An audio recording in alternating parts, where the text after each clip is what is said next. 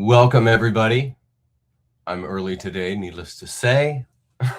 Might as well keep it par for the course.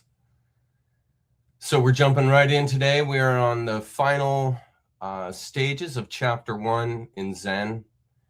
And let's go say hello to my friends in comments. Look at look at who showed up. Oh, we're starting off with a bang today, aren't we? Feeling pretty spicy. Hello, welcome. Glad that you're here. You're right up there at the beginning. Thanks for being here. Hello, Miss Redhead. I like having you here. You have a good sense of humor. It's clear you don't take yourself all that seriously. That's the kind of people I love. Hi, Catlin. How are you doing today, love? Hope you're well.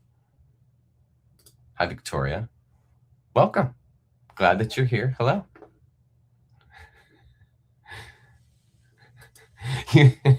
Hello, Ben. Welcome. You had quite a jump in, didn't you? Began the comments off with a bang. Hello, Ben. Here we are. Hi, Miss Redhead. Hey, thank you. Thank you. I really enjoy our Zen times together. I actually had a long talk with Jenny about that yesterday. We during dinner we had a discussion, and I said to her, what's a way that I could make the Zen better, or I should say the Zoom better? And so what I'm going to do is I'm going to put together a couple of good philosophical questions to get things started on the Zoom, because I want the focus of the group to be philosophy. I want the focus of the group to be self-development. And we've been doing that. Yeah, we've been doing that. It's been great. We've had good questions. And what I want to do is continue to challenge us further with some more good questions. But yes, thank you very much. Thank you for being at Zoom, participating. Thank you. Hello. Hi, Clueless. Welcome. Bamba Moody. Hello. Welcome. Here we are. Hey, Ben. Hi, Yvette. Hello. Welcome. I like your little logo there. That's pretty. That's sacred geometry. Good for you. Yeah, Australia. Yeah, Australia. That's okay. I'm here. It's okay. Everybody's going to miss some from some of the time. I don't expect everybody to be here every time. My goodness. But awesome, Australia. And what's really great about Australia is I show up at about, I think it's like midday on Sunday. So this works out really nice for my Aussie friends. What's up, King? Driving for another 20 minutes. Well, be careful. Don't watch my screen. Watch yours. G'day. That's okay. That's okay. It was a good one, though. We really enjoyed our time together. Yeah, it was a good time together. Hey, Fortune. Welcome. And part of the reason why Zoom was so awesome is because Fortune was there. She is so awesome. She helped us get that whole thing going, which is fantastic. Yeah, there you go. See, 11:30 a.m. in Sydney right now. Sweetness. That's fantastic. Well, we're looking forward to having you, Ben. I'm sure it's going to be lit. If there's one thing that's my chat, is that we are lit up in a good way, not in a negative way, not in a conflictive way, in a contrasting way. Feeling a bit of that invisibility these days myself, Fortune. Hi, Maria of the Sun. Welcome. We're going to begin here in just a couple of minutes. I've got a little 20-minute Alan Watts excerpt we're going to be watching, and I've actually found a video of a watch, a 1972 Rolex, being restored. So it's really awesome. I really appreciate highly complex mechanical operations, and if there's anything that defines that, it is the mechanical watch, for sure. So we're going to be enjoying that. I've actually found a lot of really great videos for you guys for introductions. I have so many now. Like right now we're on Zen week 10, and I think I'm out to Zen week 16 or 17 with the videos I found. And I find another one every week, so I'm not going to catch up. So there it is. Yeah, we'd love to have you. We'd love to have you, Ben. That'd be fantastic. Hi, Scott. Welcome, buddy. Hope you are doing well. Yeah, did you see what happened? Did you see what happened? Are we about there, guys? Are we about there? Is everything about to flip?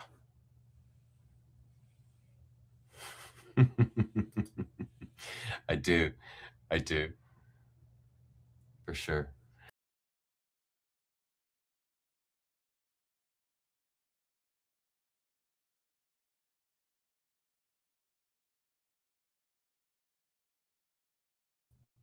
Something. Did you guys just lose me? I just dropped out. Did you guys see that? Did you guys see? Did I just drop out?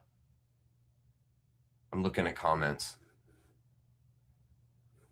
Yeah, I did. I thought I did. I thought I did. Yeah, that was weird. I didn't do anything. I just clicked on Mel's message here, and it goes boop, and it shot me out. It completely shot me out. But I'm glad I'm back. That was really weird. I'm glad I'm back. Bob, my buddy, how you doing, man? How you doing? I missed you yesterday at Zoom. I like your presence. You got good energy, Bob. I love your humor, Brian. Nice. Now you see me, now you don't. Yeah, I don't know what that stuff is, man. I wish I knew what that stuff is. You know what's really interesting? I'll tell you guys something interesting.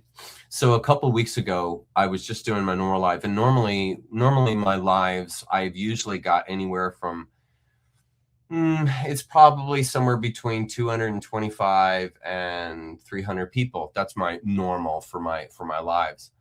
And I don't know how accurate these things are, but that's what it says. And so that's my norm. And then like a couple weeks ago, I doubled that the whole night. So I was running like 500 or so people, really like 550 the whole night. So it was double my normal. And then the week after that, it was back to my normal size, which is somewhere between like I said, 225, 275, 300 or so. And it does that. I have no idea. I have no idea why, but it does do that from time to time. Anyway, so it looks like we got enough folks here. So, all right. What we're going to do, you're welcome, Bob. You're my buddy. Okay, so what we're going to do is we're going to watch Alan here for the next 15 minutes while people stroll in. Get your water or your beer or your cigar or whatever you got, and just kick back and relax. Listen to some Alan. He's going to be talking about some important stuff tonight, identity and so forth, as always. And that'll give us a nice kickoff for the evening. So let's go over to, oh my goodness, see, it kicked out all my videos too. I didn't even notice that it kicked out all my videos. So let's see here. Let me get the video back. Sorry.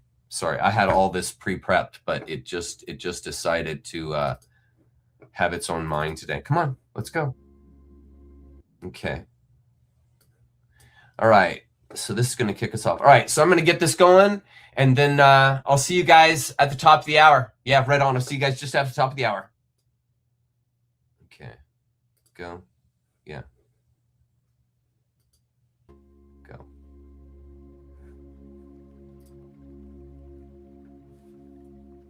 What we think of as I is much more a symbol than it is a reality. The living organism, the whole mind-body, is much more than anything we mean by I. I largely stands for your personality, your role in life. And the very word person, as you probably know, comes from the Latin persona, a word originally used for the mask worn by actors in Greco-Roman drama. That through which sound comes, because the mask had a megaphonic mouth to carry the voice in open-air theaters. So when you speak of being a real person, it really means being a genuine fake. Because the personality is only the front. What is behind it? Well, of course, the organism is behind it. The whole organism. And we must be very careful not to confuse the organism with various symbols that we have for it, because those symbols can be extremely misleading. If we say the organism is the body, what we usually mean by the body is an impoverished meaning. When we speak of my body, that is to say my vehicle, my physical automobile, that is an unenriched meaning of the word body. Because what you really are as a body, as a living organism, is not some sort of separate existence coated by a skin which divides you from the rest of the world. Shakespeare has King John saying to Hubert, "Within this wall of flesh there is a soul, counts thee her creditor." Within this wall of flesh, the skin considered as a barrier, when actually, from a biological point of view, the human skin and all skins are osmotic membranes. You know, when you get something by osmosis, by sort of soaking it in, so in the same way one's skin is a spongy construction, full of holes, full of communicators, nerve ends. And your skin is simply a vibrating membrane through which the so-called external world flows into you and through you. So that you yourself actually are not so much an entity that moves around in an environment. You are much more like a whirlpool in a stream. And as you know, the whirlpool is constant only in its doing, that is to say, in its whirling. And you could recognize individual whirligigs in a stream. But the water is flowing through them all the time. They are never the same for a second. And so it is also with us. Or imagine it in another way. Supposing you have a rope, and 1 foot of the rope is made of hemp. 1 foot of it is made of cotton. 1 foot of it is made of silk. 1 foot of it is made of nylon, and so on. Now tie a simple knot in the rope. Now move the knot along the rope. And 1 minute it will be hemp, the next cotton, next silk, next nylon, and so on. Same knot. It will be recognizable as a continuing knot, as that knot, the knot in that rope. But the constitution of it will change as it moves. And so our constitution is changing constantly. Imagine, for example, a university. The student body, undergraduate, changes every 4 years. The faculty changes every so often. The buildings keep changing more and more. What constitutes the University of California? It certainly isn't the faculty, it isn't the students, it isn't the governors, it isn't the administration, it isn't the buildings. What is it? Why, a doing, a behavior, a universitying process of study and experiment and so on. So it is exactly the same with you. You flow. You are a process. But how do we draw the line about this process and its relationship to all other processes? We find that a very difficult thing to do the more you think about it. If you really felt with your whole organism, instead of just with that part of it called conscious attention, you would become aware of this flowing fact. And you would get a very strange feeling, which at first might frighten you. It is possible, of course, to have this feeling. And the feeling is like this. You would not be quite sure how to interpret it. You might feel that you yourself were doing everything else that's happening. That would be one way of feeling it. The other way of feeling it would be that you are doing nothing at all, but that everything else is doing you. And you would feel completely passive, like a puppet on the end of strings. Although, on the other hand, if you got the feeling that you're doing it all, you would feel like God Almighty. It is very easy for our consciousness to slip into this state of sensation. It can happen spontaneously, like measles. It can happen by training, as when someone practices yoga. It can happen chemically, as when certain drugs are taken. And one has to be very careful about this feeling because it's enormously easy to misinterpret it. Either as being omnipotent, being God in the personal, literal sense, or as being helpless and merely driven. Now, what should be understood is that both these ways of feeling are right, only they must both be taken together. To be simultaneously omnipotent and helpless. These are two poles, opposite poles of one and the same state.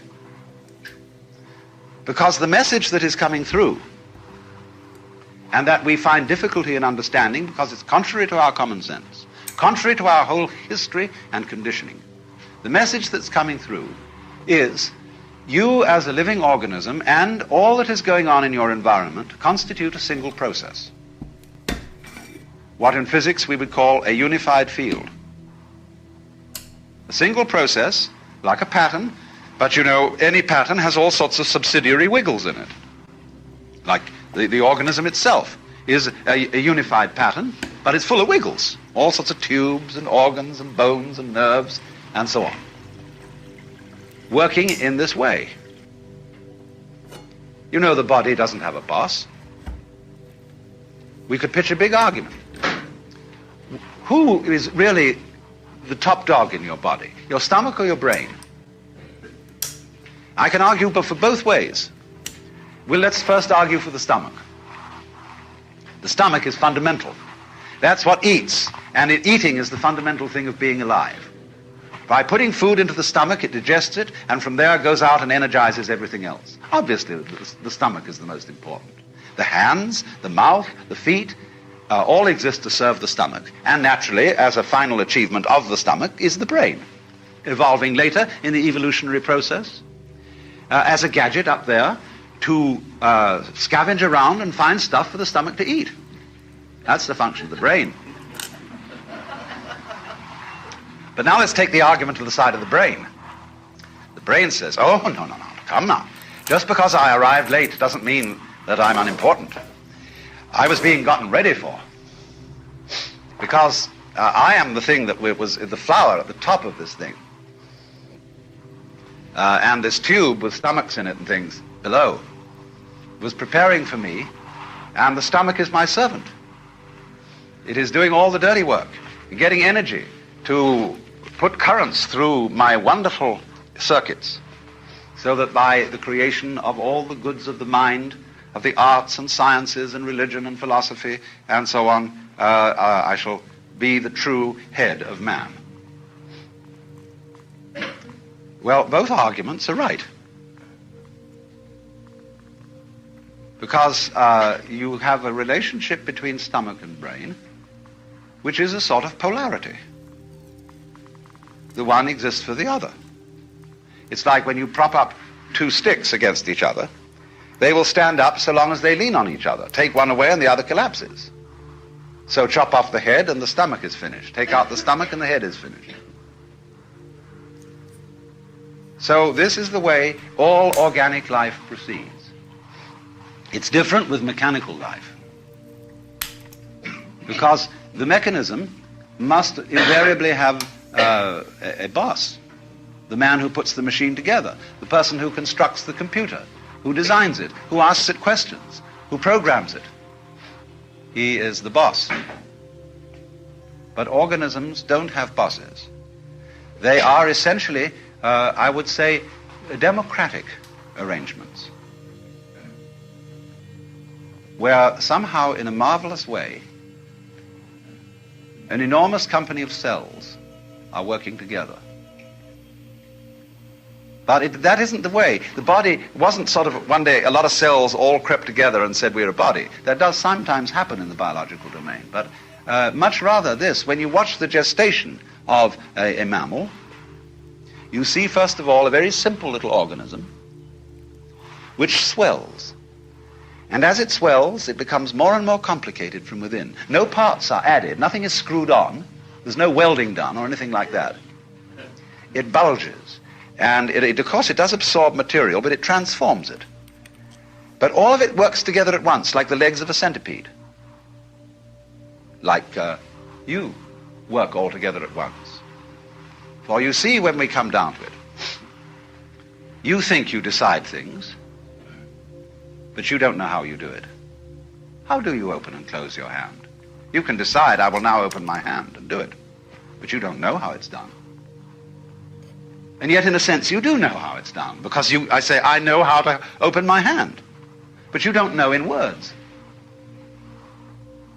You can't explain it. Still less can you explain how you see. Still less can you explain how you are conscious. How are you an ego? Well, you don't know. Because the springs of being conscious, of being an ego, are outside the surveillance of consciousness. They are somehow underneath. And that lets the cat out of the bag at once, because you see that what is I is something very, very much deeper than the superficial consciousness. And what you call I in the sense of the voluntary willing center, ego, has very little to do with it. You are just a watchman on top of the mast, or a radar on a ship that is scanning the environment by conscious attention, looking out for trouble, or looking for food. The real you is much too complicated to think about. Supposing when you woke up in the morning, you had to switch yourself on. That is to say, you had to, by an act of conscious attention, to go through your brain and turn on all the synapses necessary for wakeful life. It'd take you hours. Supposing you really had to be conscious of all the details involved in walking, or in breathing, or in circulation of the blood, you'd never get around to it. So you see, when we inspect the physical world with conscious attention, the first thing that strikes us is that the physical world is extraordinarily complicated. How can it possibly be organized? But actually, the physical world is not complicated at all. What is complicated is the task of trying to describe it in words,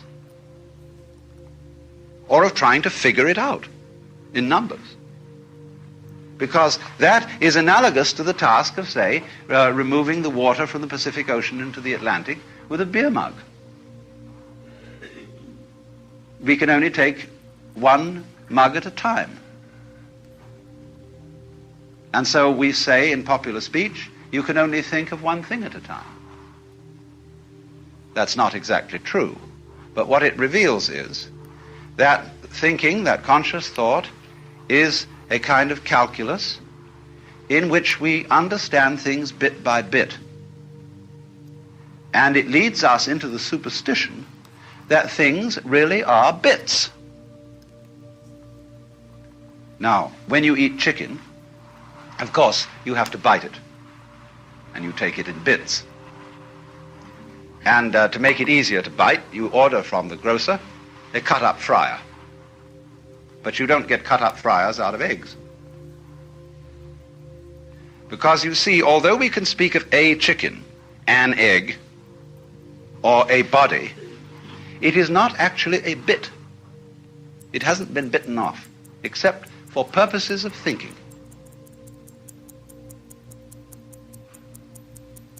Now, this is beautifully brought out in a passage from Whitehead, which I will read to you.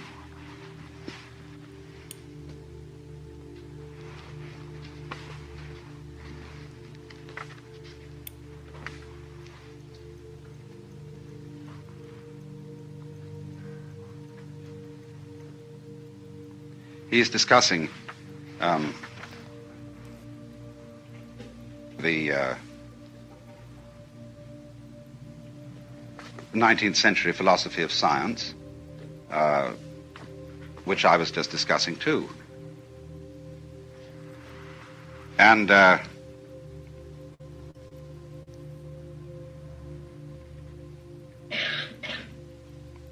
he's saying in this philosophy,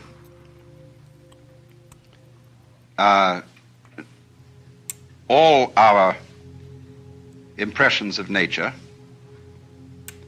are simply products of our minds.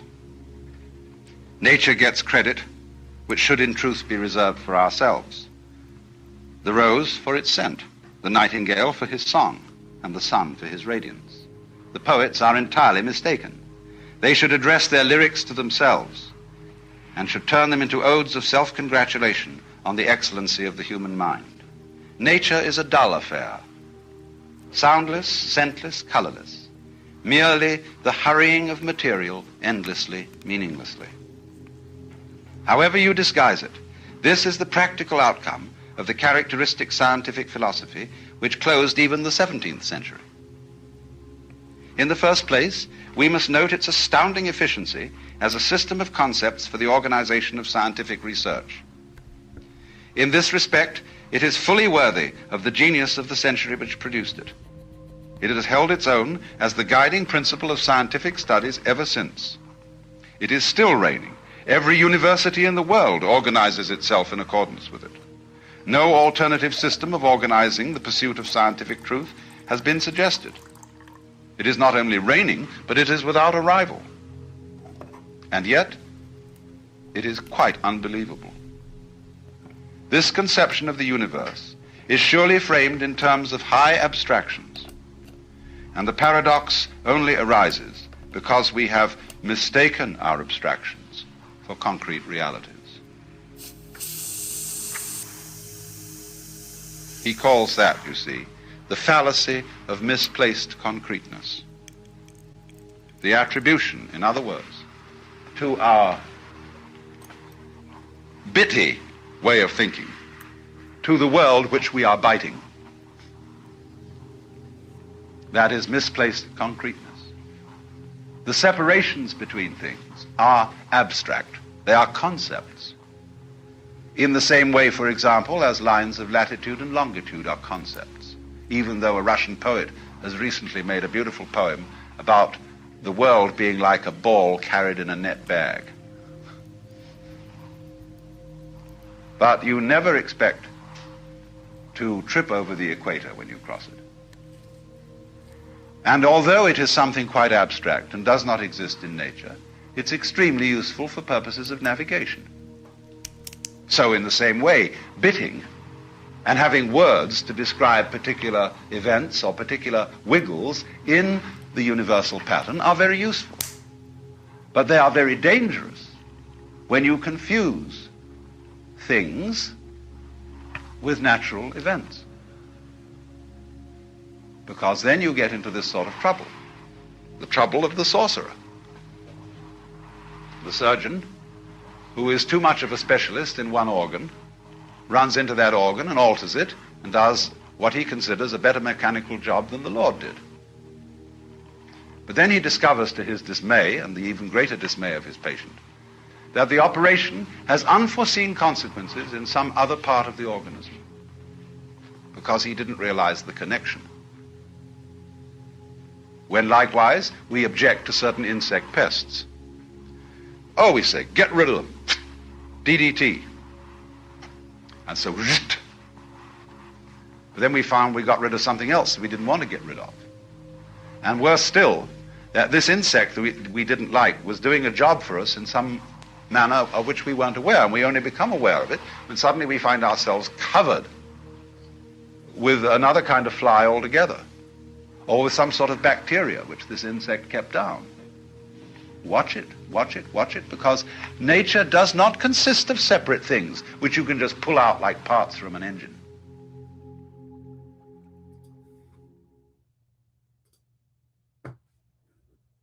Yeah. How'd you like Alan? Isn't he the best? He's the best, dude. I love that guy. Love that guy. He is he was so advanced. He was talking this way 50, 60 years before the world had caught up. To give you an idea how advanced that dude was.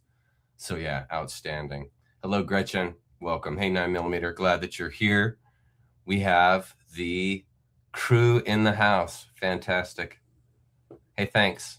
Don't you just love watches? I love them.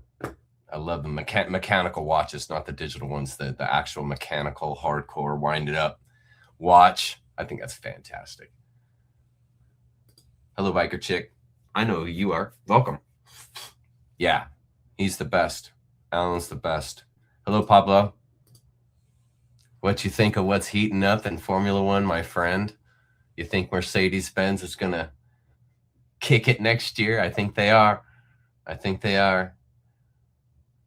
Thank you. I appreciate that. Thank you. Thanks for watching from Australia. Love it. Absolutely love it. I love it that I'm overseas. It is such a rush. Hi, Linda. Welcome. So how are you guys doing this week? How have you been? World is going crazy. Yeah?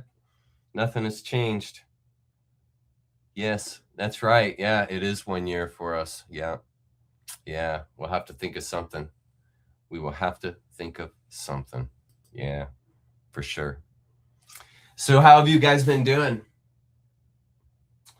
I was talking to Jenny and we were talking about the world and its condition and wondering what exactly is happening. And we talked a little bit about this at Zoom and my thoughts that we are being steered in the sense of a vacuum, sort of like when you pull air out of a space, no matter where the air is, it's going to go towards that space where you've created the vacuum. And that's a lot of the way that this whole Great Awakening has gone, in that they throw some tidbits out into the world, into the public, and then eventually, little by little, the chaff is washed away or blown away, and you're left with some truth nuggets. And little by little, we've been finding out that the world has been and is run by a KM, and that everybody's involved. And so that's why I have felt that the energy that is instigating what is happening on the planet right now is otherworldly. And we are being, I wouldn't call it led, because I feel like it's something that's spontaneous. I feel like what's happening in the world is spontaneous in the sense that the awakening goes at the pace of the people. And nobody knows what that pace is, but that's the way the awakening goes. And so what I see is sort of these openings that show us a little bit more, a little bit more, a little bit more. And then after a while, like we've been for a while now, you get so much of the public aware that the next step is a bigger and bigger and bigger step. So you guys, for instance, I mean, talk about relevancy. I mean, you guys saw just what happened to silver. I think it was last night or the night before, something. And it's now reaching its highest levels ever. And we see the overturning of the financial system right now. And everybody's watching that flip happening. And we're seeing what is happening with the conflict and the wars in the world.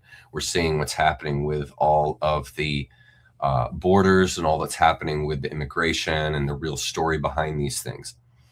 And so all of that couldn't be delivered at once. So it's delivered in these pieces. And so as we get further into this, it's getting tougher and tougher. It's interesting, as I've been doing this channel, I hear more and more often from couples who it's a situation where one of the members of the couple is totally aware and understand that we're being hunted, and the other individual in the partnership is totally oblivious, and they don't see what's behind the veil. And I'm getting more and more of that. In fact, Jenny and I have talked about doing a Zoom where we would just talk about marriage. We would just talk about what it's been like for us as we've transitioned, because I was a little bit earlier than Jen in our leaving the way that we used to live. So anyway, I hope that this Zen series, and it seems to be reaching you guys, and it's hitting the right spot. It seems to be reaching you guys in the area that you need. And that's really what I want, because I want to serve you guys in the capacity that you need service, in the capacity that you guys want it. And I have no agenda. I don't have any time frame. There's no telos I'm heading towards. There's none of that. There's no plan. I don't follow any kind of order or any kind of outline. It's just show up and be relevant, and yeah, do your best to reach everyone that you can. So that's what you're watching unfolding. That's what this channel is about. And this channel has been 100% organic, natural, developing, just like the Great Awakening. And it's been instigated by you guys. I mean, it's this whole thing. I'm here still. I'm doing this still because of y'all's support, because of how y'all have helped me along the way. And so we're in this together, and I'm so thankful for you guys, and I'm thankful for your being here. We've got some good stuff to cover tonight, so I'm hoping that that we can definitely bring some insight to everyone tonight. Okay, so here we are in chat. See if I got any questions before we kick off. We're going to go to a video about indoctrination and how we've been raised in a scholastic system that has been a training grounds for complicity. And so we need to become aware of that. So for those that aren't aware, we're going to become aware today. Good. I'm glad to hear that. Fortune. Yeah, it is. Christmas isn't always a good time for folks. Speaking of which, I didn't even mention that. I mean, Jen and I had a great Christmas, and we were able to see Noah. My daughter is in New York, so we weren't able to see her. But yeah, it was fine for us. But there's a lot of people that really dread Christmas. Actually, we're gonna actually. Jen said that she wants to just start calling it winter solstice. She doesn't even want to call it Christmas anymore, and I totally agree with that. I think that would be a really good idea to just start calling it winter solstice, because that's the natural, because we're nature creatures, and we've been celebrating the winter solstice for a long time. Yeah, and that's the thing, Biker Chick. We're allowed to see what we are because we're to be continuing to grow. And as you know, and I use as the example in Zoom, the example that I can but I can entice a plant's roots to grow any way I want. All I have to do is shape the soil that they're growing into. And so if I shape the soil into tubes and all kinds of weird shapes and all that, the roots will fill that space. They'll fill whatever shape I give, as long as there's water and nutrients available. They'll grow and thrive. And it's the same thing with society. Remember, there's truth in patterns, okay? So the pattern of society is going to follow the same way a root grows from a plant. Okay, same way. It's going to grow the same way. So how does that mean? That means that we grow in knowledge in areas that blossom, meaning in areas that become available for greater knowledge. So some of the stuff that's been released to the public, some information that's been classified for decades and decades, is slowly being released into the public. And you see the knowledge of the public then grows into that space, just like roots.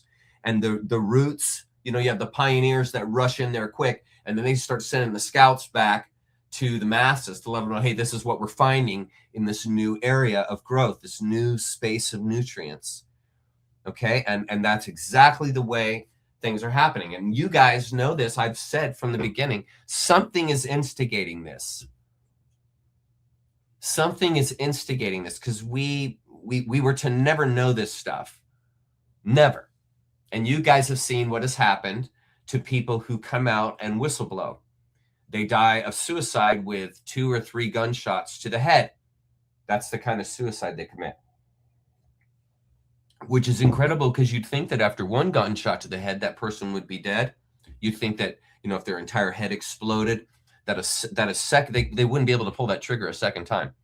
But amazingly, so many people who are whistleblowers also die from 2 gunshots to the head, or hanging themselves and multiple gunshot wounds. Isn't that amazing? Isn't that amazing how that can happen? And so this is what we've been experiencing. And that's why my sense is that it's the truth. That's how I put it together. Yeah, otherworldly, exactly. Hi, Stacy. Welcome, love.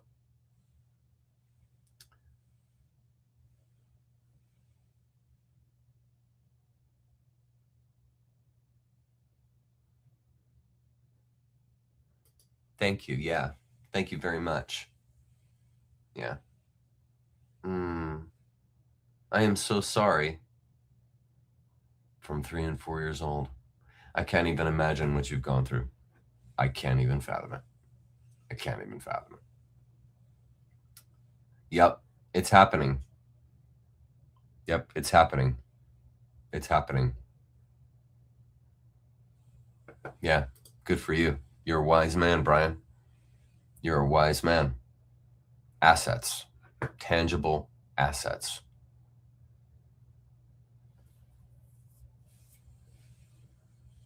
Okay, looks like you guys are doing pretty cool. Yeah. You know, I really feel the same way, 9mm. I really do feel the same. Yeah. Yeah, money is on. We are going to have a lot of fun with it. Yeah. You know, and the reason why for that, there's a lot of doubters. There's a lot of folks that think this money switchover is really the globalists, and that all that's going to happen with the switchover is that there's just going to be more stealing from the people. And my retort to that is, well, then how do we have a great awakening if the money system stays the same? How do we have a great awakening if our whole money system is still run by greedy bastards that continue to steal and take from us? Have you guys seen the numbers that are coming out of Minnesota right now? The amount of money laundering and theft, blatant theft. But another great example is what's happening in California with the that train that's multiple billions of dollars have already been given, and all they have is, I think it's like 100 feet of it or something done, and it's cost billions and billions, right? So that's my return is, this can't continue, and so the money that's been stolen is going to be returned to the people that it was stolen from. It's going to be returned to us. How do you have a great awakening in an impoverished society? How do you have that awakening? Do you have a great awakening in an impoverished society? No, because it's just the same thing. And we're moving around. Just take everything as it's been, and in many ways, it's going to be the opposite.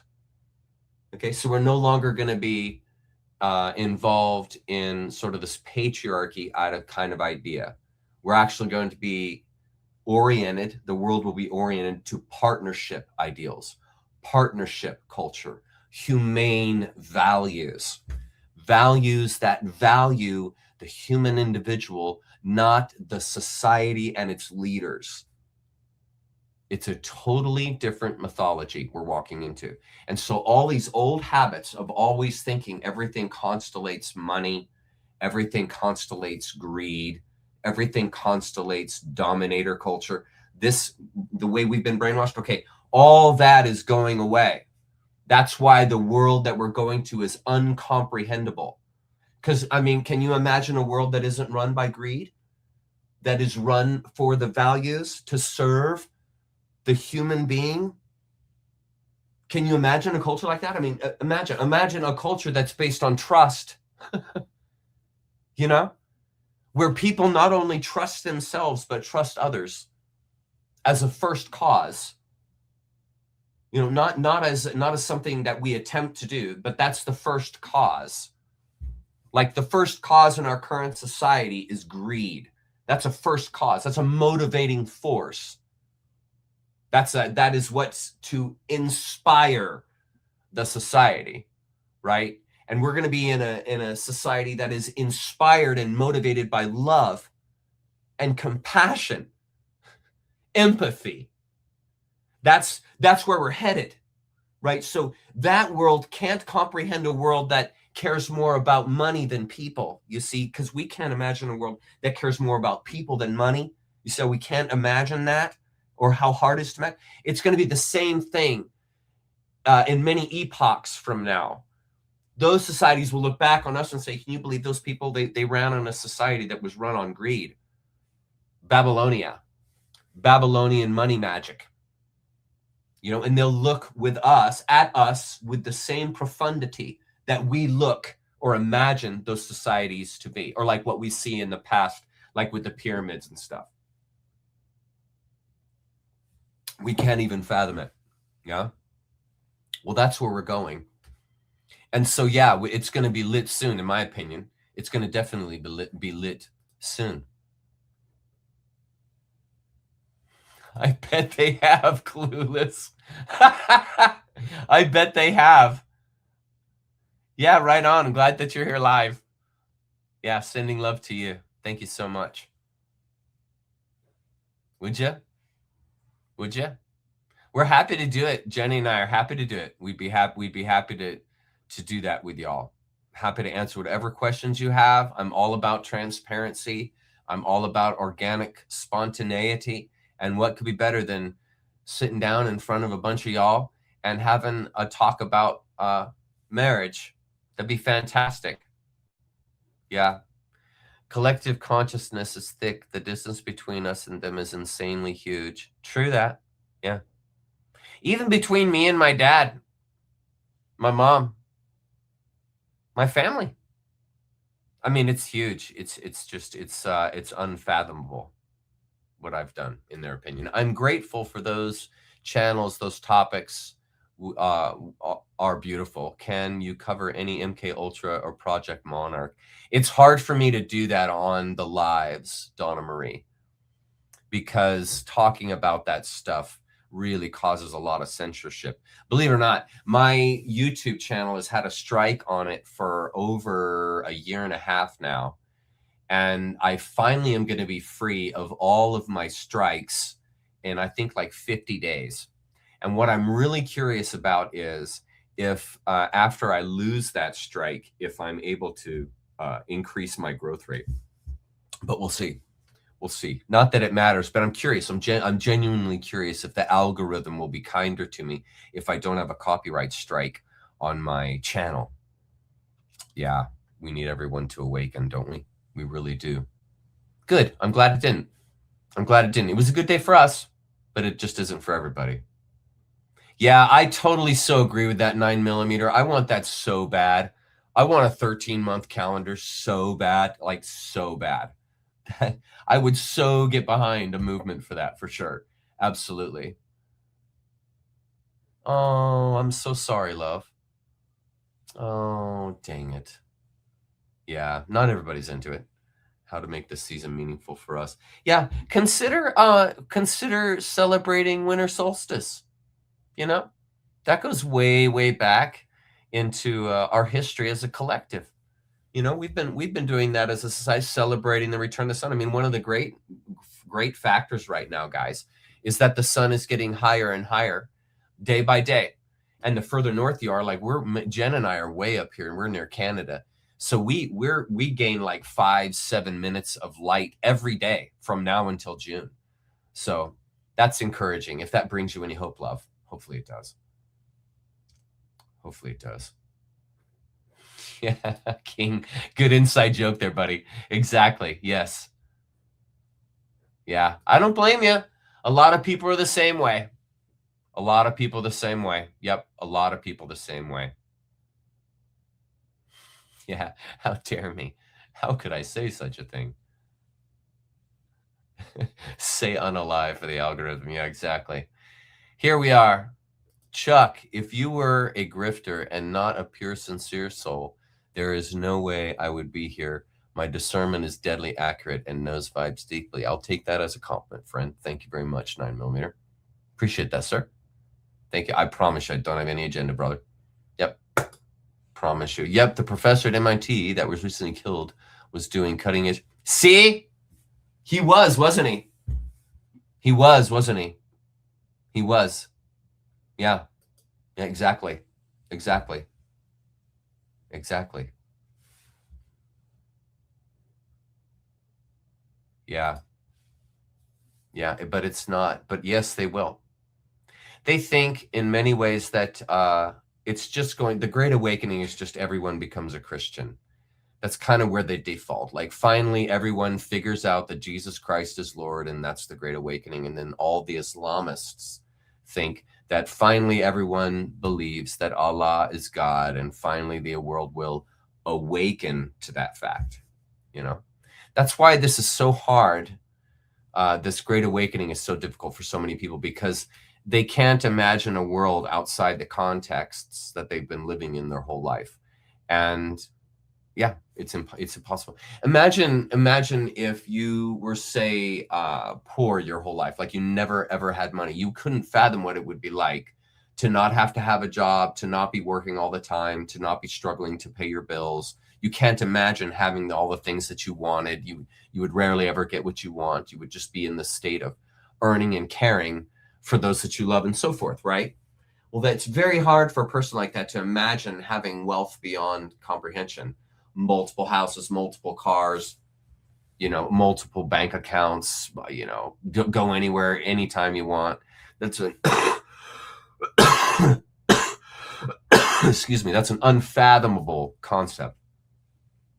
And that's really what is holding the movement of society back, is the unfathomability of where we're going. And when you default that it's the end times, like the typical Christian thinks that we're going through the tribulation, you frustrate development out of that space, because it's a telos to the Christian. It just continues to go downward, downward, downward, just more tribulation, more tribulation, more tribulation, till finally we're saved. And only certain people get saved. So it's still a mass loss situation, because you have such a small group of people that get to make it, And so that kind of negativity, that kind of low frequency thinking holds the resonance of the collective down, holds it down and keeps it from transcending. Isn't it so simple when you see it that way? It is so easy to understand why we haven't transcended yet, why the Great Awakening is so slow and going just such a terribly slow pace. It's because of all the religions, the religionists. That's why, because they don't want to let go. They don't want to let go. They're too dependent. They're too holding. They're moored to their belief system. And the world becomes what you believe. Okay, so if you have 80% of Americans, we'll say 200 million people out of the 300 to like 250 million people out of the 325 or so million that populate America are all waiting for Jesus to come back. How high is your vibration in that society? If they're all waiting for a savior, they're all passively waiting to be saved. Just what kind of resonant frequency is that organism called the human collective giving off? And isn't nature true?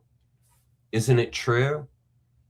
It doesn't assume anything. It goes with where things are at now. The vibration, it's true.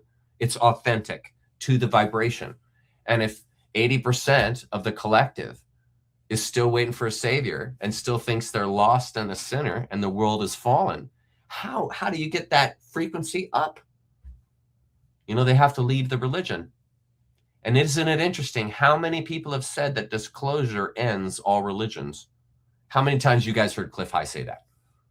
How many times has Cliff High said that the disclosure of all of the alien activity is going to completely punt every single Western religion that exists, basically overnight?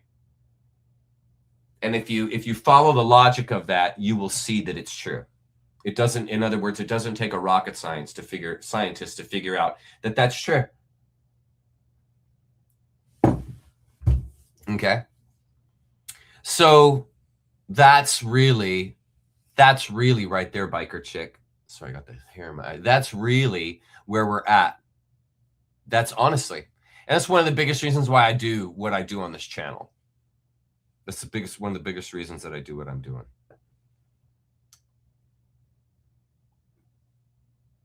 Yeah, right on, redhead. Absolutely. Yeah, I know it is. I know it's crazy over there in New York. That's why I can't understand why my daughter lives there, but that's where she wants to live. Yeah, it is shifting. Yeah. I do sense that, mythological muse. I do sense that the undercurrent is trembling. I do sense that. I do sense that the one that was the super hardcore Islamist Jew Christian a year ago, I do think that now there's just a little tiny bit of doubt starting to seep in, just a little tiny seed of it. Not quite as sure as they were a year ago. I see it just a little. And maybe that will split fast. Maybe it'll split fast. Who knows? Who knows? Yeah, I completely agree. 9mm. Yeah. Is what the problem solution? Awakening to me. The problem, I'll tell you what I think, Lori. I think the problem is that we have a stupefied society, and I'm going to end with this because I got a video for you guys I want you to see about this. But the problem is that we as a society have been sickened with egregores, you see, with beliefs that undermine development of the society, development of the individual. The egregores that have been instilled, science, religion, medicine, that have been government, that have been instilled into the society, are the very functions, are the very agents that hold the society in check. Okay, so it's a fundamental educational problem here. It's naivete in full career. And a naive society is easy to control, easy to manipulate, easy to rouse up and get all their feathers all up or their panties in a wad. It's real easy to do that to a society that is uneducated or has been poorly educated in falsehoods, lies, egregores. Okay? Now, how does that happen? This is the perfect lead up. I can't believe, Lori, how perfect a lead in this is. So I went out and I came across this video. Here, I'm going to load it here, video file. I came across this video. I'm going to walk with you through this, guys. Now, this guy, what he's going to do is he's going to explain to you how a society is indoctrinated with passivity. Okay, he's going to explain that to you. He's going to explain how you indoctrinate a society that is compliant, because a naive society is a compliant society. A naive society wants someone to come save them. They're a dependent society. And what do egregores program? They program codependency. A society that is codependent with its medicine, with its religion, with its government, with its money. And this creates dysfunctional relationships, not only relationships to ourselves, but dysfunctional relationships to each other, to the society in general. And there is a program that the KM have followed. It is an obvious pattern that keeps a human brain passive, asking permission, seeking approval, and expecting reproof. How do I program a society like that? I'll show you. Here it comes. Like to hear it? Here it go.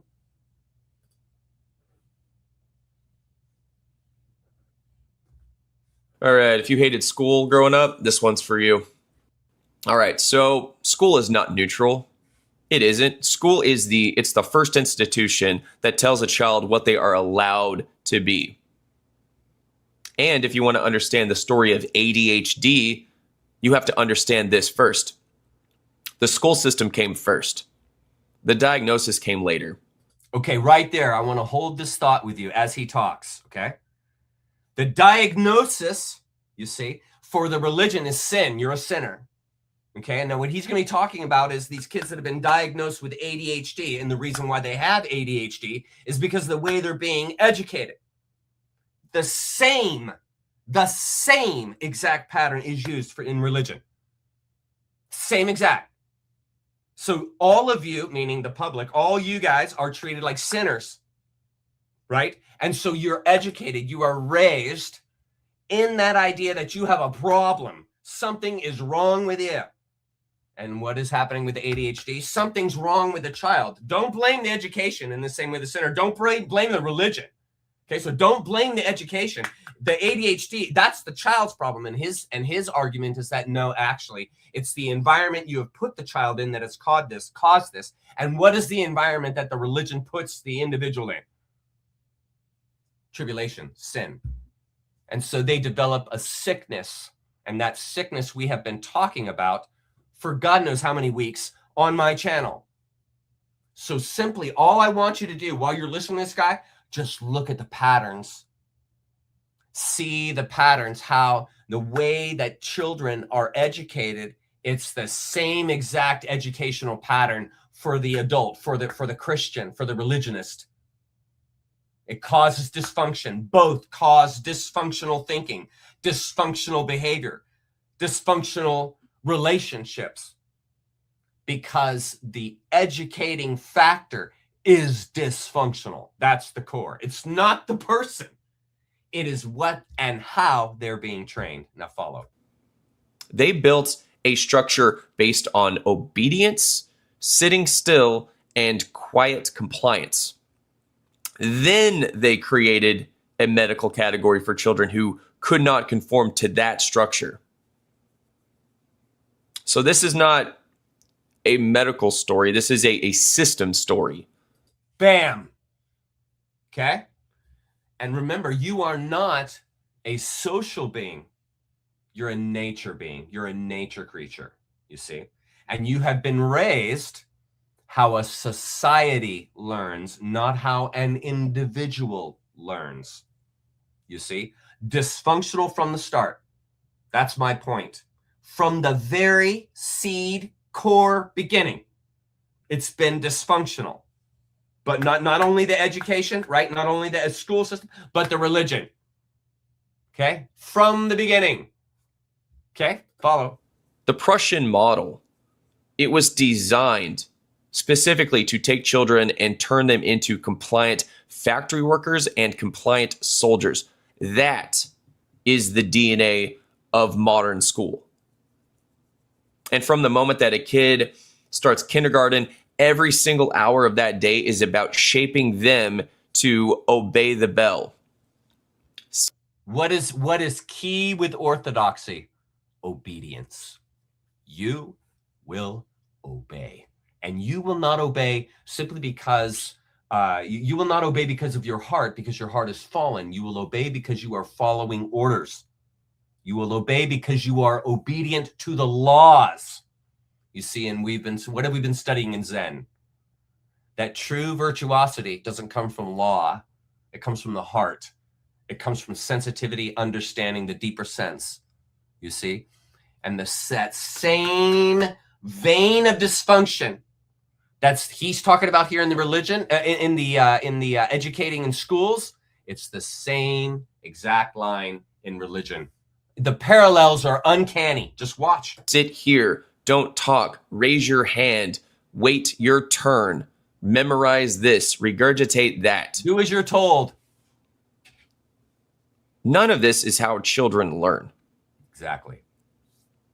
Children learn through movement, through building things, through trial and error, through imitation of adults in real life environments. Children were built to learn through physical interactions with the world. But here's the thing, the system cannot control that. So what does it do? It replaced life with worksheets. See, and what happened in spirituality? Right? It replaced spirituality with words. Do you see?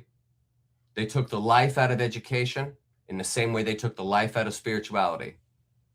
Right? We don't learn spirituality through words.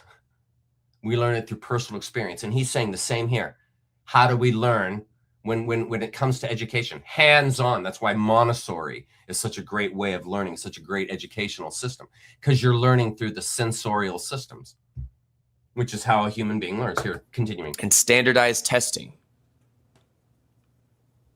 And the tragedy is this: children who resist this unnatural environment, because that's what it is, it's unnatural.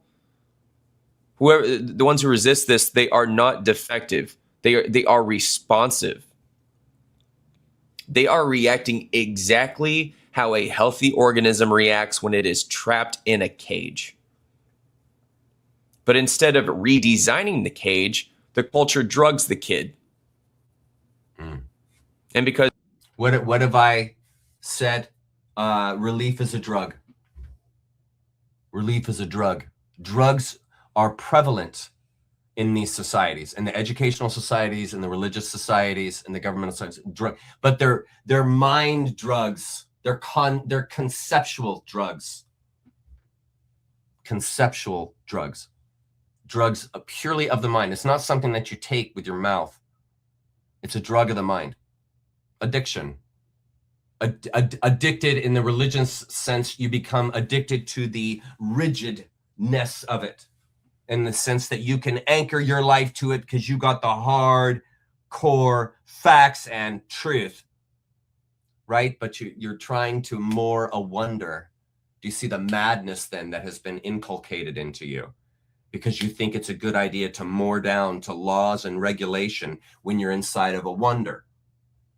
That's called madness, you see.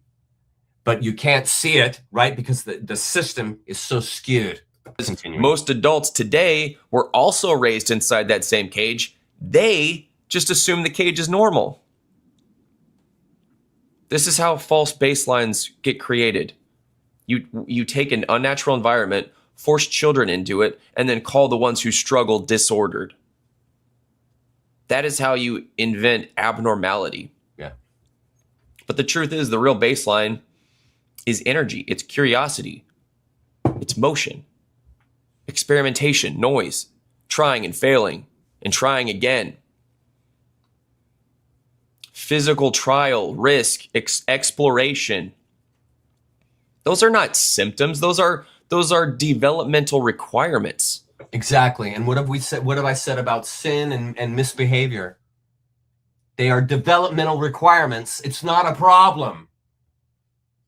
It's like failing a test. That's not a problem.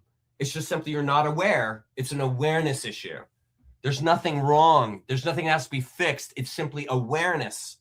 You would pass the test if you were aware of the material. There's not a dysfunction in you. And it's the same thing with sin. You're going to make mistakes in life. There's nothing wrong with you. There's nothing wrong with that. It's part of life. It's the required repertoire to develop as a human being. Do you see? But if you teach someone that making a mistake is a sin, that there is a problem with you, and that's why that happened, there's something wrong with you, you see, then the person thinks they're diseased. They don't realize, oh, it's just sometimes you get sick. You didn't mean to. Sometimes you get sick. Sometimes you hurt someone. You didn't mean to, but sometimes it happens. Sometimes you're aware that you're hurting someone. Sometimes that happens too. There's nothing inherently wrong with you. You're just learning and growing. You see, but if I attach the title sin, if I attach the title ADHD, now you've got a problem. You've got a problem and you need a drug. That's an egregore. You believe the lie and then you become sick and enable the lie. It's the way our whole society works, folks. This picture you're getting from this guy, it's the way every single major institution works in the world, bar none. Bar none. They're all the same way. They all work through threat. They all work through human degradation. They all work through usurpation, power struggle, patriarchy, hierarchy. They're all corroded and tainted with anti-humane values. And that's why they're set up like this. That's why the system is set up this way, because it has nothing to do with your betterment. It has everything to do with containing you, suppressing you, controlling you. And the system doesn't have the capacity to handle those traits, so they pathologize them. And this is the truth that a lot of parents don't want to face. ADHD is not a natural category. Exactly. ADHD is a symptom of a mismatch between human biology and industrial education. There you go. Bingo. The school system cannot change because it wasn't built for the development of children. It was built for the convenience of the state. There you go. What'd I just say? So so because of that, it is the child that gets labeled. And that labeling follows that child for the rest of their life. That's right. That's right. Hey, are you a sinner the rest of your life? Do you follow that path the rest of your life? That dysfunction that they told you you have, meaning that you're fallen? You follow it the rest of your life, don't you? Isn't it amazing the same thing happens with education? Isn't it amazing when you get sick, you seem to be sick no matter how many times you go to the doctor, you keep getting sick over and over and over. You think, in other words, they're keeping you sick? Huh? What does that sound like? What does that sound like? You never get better. You're going to be a sinner till the day you die. You never get better. The patterns are so obvious, a 5-year-old could see them. A 5-year-old could see this. That's how obvious the corruption is. Bold-face, in your face. You can see the patterns and you don't even have to imagine them. You're living them. Because of this, their own sense of identity becomes warped.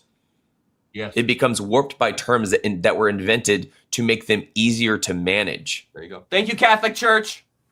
This is exactly why so many men grow up and feel broken. Because from the age of 7, they were told by their teachers and their peers that and by doctors and therapists that their male wiring was a disorder. There you go. There you go. And there it is with the sin concept. It's a disorder. Something's wrong with you. You were born messed up. Something's wrong with you. Shaming, guilt, power tripping. You're being abused. Bold-faced abused with religion, education, medicine, government, money. Bold-face. Bold-face. The world didn't break that kid. The system did. Let's go a layer deeper, shall we? Yes. If you want to see how manufactured this actually is, then you have to look at the timeline. The industrial education system was fully operational, like I said, long before the ADHD diagnosis category even existed. Yep. Before that was even a thing, right? Yep. School came first, diagnosis came later. Isn't it interesting also they're doing the same thing with autism, where they say, oh, they just couldn't, they hadn't diagnosed it before. So the reason why there's so many more cases now is simply because we finally learned how to diagnose autism. Lies. Pure, bold-faced lies. Just like telling you that you're a sinner. Bold-faced lie. Just like telling you need a jab. Bold-faced lie. Lie. Meaning the medicalization was a retrofit. Mm-hmm. But here's where it gets darker. I've talked about this before. The same man who financed the Prussian-style public education system in America, John D. Rockefeller, he was a billionaire oil tycoon. He is the same man who financed the modern medical system and pharmaceutical industry. Huh. The Rockefeller Foundation. Interesting. He engineered the environment and the cures for the symptoms that environment created. Interesting. Problem, reaction, solution. Isn't it interesting how the Catholic Church created the problem of sin? Isn't that interesting? Oh, and they created the only solution. Huh. Isn't that interesting? They followed the exact same pattern. I'll be damned. Hegelian dialectic. This didn't happen because the system does hate children, but also it happened because the system has priorities that have nothing to do with children, right? So the system, it prioritizes consistency, compliance, predictability, and controllability, right? Those are system values. So just think about it. Any trait that disrupts those values What happens? Well, it becomes a behavioral issue. Mm. The diagnosis is used to shift blame away from the system and onto the child. Huh, that's interesting, because all the blame is shifted onto you for being a sinner because you put Jesus on the cross. Interesting how the society laid that on you. Isn't that interesting how the Catholic Church did that? Huh. That is so amazing. Man, I can't believe the similarities. And that it creates a story that allows adults to avoid redesigning anything. If you think about it, teachers don't need to adjust their methods. Administrators, they don't need to allow more physical environments for learning. Yeah, pastors don't need to change their story. They can just keep the same one they've been doing for 2,000 years. There you go. No development, no growth. The institution doesn't need to evolve, and it hasn't. Exactly. All responsibility gets placed on the child's neurology. And that creates a culture where energy is considered a disease. Where sitting still for 8 hours a day is considered healthy and normal, and where this manufactured boredom is considered maturity. Isn't it interesting how misbehavior is considered a disease called sin? Isn't that interesting? Isn't that interesting? Rather than just being how things go and learning and growing, how we learn and grow, it's this whole disease you have because you got a problem. You see, you got a problem. Something's wrong with you. Do you see the common theme, guys? The leadership of our societies is determined for you to think you have a problem. Something's wrong with you, man. The onus is on you. You are fallen. You're a problem. Do you see this pattern? It's just, that's why I say with the Great Awakening, we have to leave all of this. We're leaving all of this for the Great Awakening, just so you know. And if a child has a temperament that rejects monotony, the system does not say to the child, doesn't say to the parents, this environment is failing this child, or they don't say that to themselves. That conversation does not take place. What the system says is this child is failing this environment. It's the child who is failing in this environment, not the environment who is failing the child. And that is the inversion that we're seeing, and we've been seeing for decades, over a century. That inversion is how it's how they engineered the concept of abnormal children. But yeah, now let's talk about the adult outcome. So just take the same exact traits that got a boy punished in school. So restlessness, risk-taking, hyper-focus, resistance to authority, intense curiosity, physical energy, problem-solving through action. But now place those traits in the real world. What do you get? You get entrepreneurship, you get engineering, you get crisis response, you get the building of companies and invention and inventing solutions, different inventions. Those traits are strengths in the real world. What have I said about your misbehaviors? They're your assets. Not to encourage going out and misbehaving, but to see it from this alternate perspective. To see the greatest lessons that you learned that came out of the worst things you ever did. Those are your assets because they have made you humane, more and more humane. It's the same concept that he's got here. You simply have to transfer the perspective. You simply have to shift where the energy is going in order to make it into a growing energy rather than a decrepit or a falling apart energy, which is what happens when you label it as something wrong with you, as you're a problem. You have a disease. You see, that's taking the energy of the misbehavior and putting it towards something that keeps you low frequency, meaning it's a problem. You need forgiveness from Jesus. You gotta ask for forgiveness. You got to get in the right plan, friend. You've got a problem. Rather than, hey, this is what happened. This is how I harmed the situation. These are all the things I learned from that I'm never going to do again because I learned the hard way. And now I'm growing.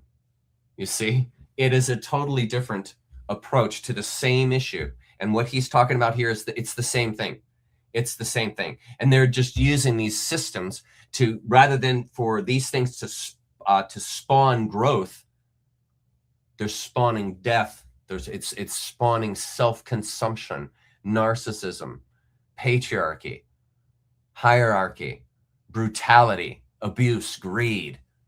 Do you see? They're manipulating the system. The same world that medicated him at 8 will later depend on men like him to build the future. There's a reason why so many founders, inventors, top performers, and innovators were problem children.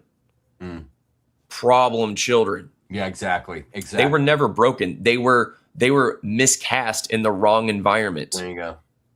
Yep, there you go. When a child's natural temperament is punished instead of shaped, the child becomes ashamed of who they are. There you go. And that shame stays with them into adulthood. There you go. Sinner till you're dead. And that is the meta damage. Yes. Not the pills, not the labels, the identity. Bam! Bam! The identity. The belief that something is wrong with me. There you go. That is the wound. There it is. Which creates more problems and more and more medications are provided for those problems. Exactly. That's a domino effect. Exactly. And just replace medicine and the medical stuff. Replace it with verses. The more crazy you get, you just need more and more verses. Just read more and more in the Bible. Just get more and more into it. Jesus has all the answers. The Bible has all the answers. Do you see the madness? The sheer madness. Rife. This is not progress. This is cultural self-destruction. Yes. It's been playing out for so long. Yes. So long. We are a Prozac nation now. Yep. A coffee addicted nation. Energy drink addicted nation. And the long-term cost isn't attention span. The long-term cost is the destruction of a generation of builders and explorers and creators. Of health. Men who could have changed the world. But instead we're taught to sit still and shut up. There you go. There you go. They didn't discover abnormal kids. They invented them. Bingo. And then medicated them into compliance. There you go. That is the real crime. Bam. That's the end of the video. Bam. Do you see? The pattern is so easy to see. Did you see it? The whole time he's talking. Just take the parallels of every single point he made, even the one on identity. It's the same thing with the spiritual world. Same thing. It's an identity issue. And I've told you guys for years and years and years now, that is the core basic problem here. We have an entire society of people that has no idea who they really are. They have no idea the power that they actually carry and contain and have access to 24/7, 365. People have no idea. They've learned to become dependent on the religion, just like they become dependent on drugs, just like they become dependent on the handouts from the government. Same thing. Dependency, dependency, dependency, dependency. And as long as I keep the society dependent, they're subservient, they're compliant, and guess what? They're prostrate. Prostrate. Right where the leadership wants you, flat on your frickin' face by choice. Because it's the honorable position. Do you see how that's brainwashing? And my point in showing that video was to just show you it's not just religion. It is every institution that considers itself authority over the human race. Every single one of them. Every one of them. Without exception. Okay. Awareness is key. Okay, let's go to comments. Let's see what you guys think. Let's go to comments. I'm going to go to the bottom.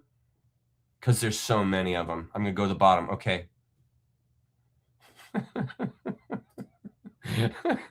You guys. You guys are so funny. Here we go.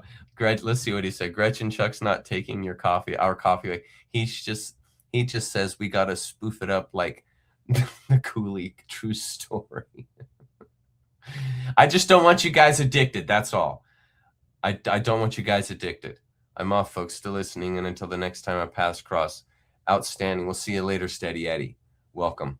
Thanks for being here. Okay. Yeah, don't drink the Kool-Aid. True that.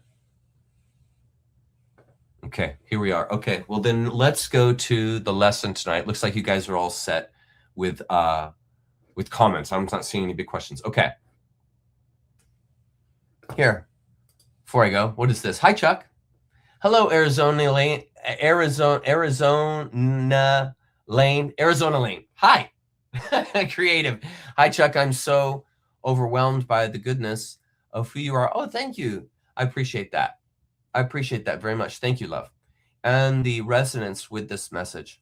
I left the Mennonites. Wow. Now that is no joke. And I bet it's been a journey. I bet it's been a journey. All you say puts my journey into words. That's good. I'm glad to hear that. Let me just tell you how proud I am of you for leaving the Mennonites. That is probably one of the tightest, tight-knit, stubborn groups that exist. Really nice people. Really nice people. But when it comes to spirituality, I'm telling you, tight as a diamond. Just, no breathing room there. We've been slamming chat, Chuck. It's lively tonight. Nice. Love it. Keep going for it. Keep going for it. The Mennonites are a very, very tight-knit group that, they're as close to the Amish as you can get without being Amish. The Mennonites would read just the King James Bible version. They would be big on that. And they would really like it about themselves that they were just King James version. They would take pride in that. They're just extremely conservative. They're about as conservative a Christian movement as that exists. Like I said, you have to go to the Amish before you get more conservative than a Mennonite. And in many ways, many Amish are Mennonites. In many ways. Yeah. They're just extremely conservative. And that's why I made such a point to, I think it was Arizona gal, the Arizona Elaine. That's why I made it such a point that she had left, that it was so incredible. Because it's like leaving a nunnery, or leaving the life of a monk. It'd be the same level of profundity. Just incredible for someone to leave something like that. Yes, here. The social pressure to conform and obey in that kind of group is huge. Exactly. The Mennonites, exactly. Because to leave them is to leave exactly. It's like Mormonism. Basically, they shun you permanently. Yeah, exactly. So exactly. Most Western religions are like that, because the people who are in the conversion, who have been converted, right? They don't know how to relate to someone who has left the flock. They actually can relate better with someone who's never been in the flock. But a person who has rejected the flock, now that person is to be truly ostracized, because they have rejected the truth of Jesus. And so then the mentality at that point is that person's a prodigal. They're prodigal. They're just having to go sow their wild oats. They'll come back. They're going to fall down. They're going to hit rock bottom and finally realize that Jesus was their only savior for them. And finally, in immense feelings of guilt and loss and abandonment, they'll go back. Go back home. Go back for the fatted calf. Go back to bow down again, right? Because the convert cannot imagine someone leaving the farm. They can't imagine someone leaving the farm. And so they get ostracized, because you can't relate to someone like that. I was like that. I was like that. I was with people who left Christianity. I thought, well, they deserve it. God's going to judge them. God's going to make their life a living hell. They're going to learn what the prodigal learned. And eventually, hopefully, they'll come back. They'll come to their senses. Right? How many times you guys heard that? Yeah. Yeah. I think the same thing, High Verbal. I think the exact same thing.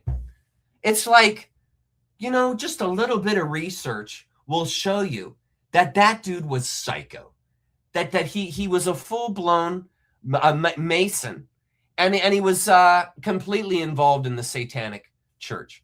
And that's the guy that edited the King James Bible. Ignorance, naivete. It's sad. It's sad. Yes, here. What do you got? Mormons, Mennonite, Amish, etc. all have a structured system based on Freemasonry. Sure. Chuck, I'll email you after this. I have a question, not for here. I feel sick and I don't want to be sick anymore. Going to stay and listen till the end. My perceptions are clearing. So sorry you're feeling sick, Fortune. So sorry. Hope you feel better, love. For sure. You are so loved. Yes, exactly. That's exactly how I feel. Exactly.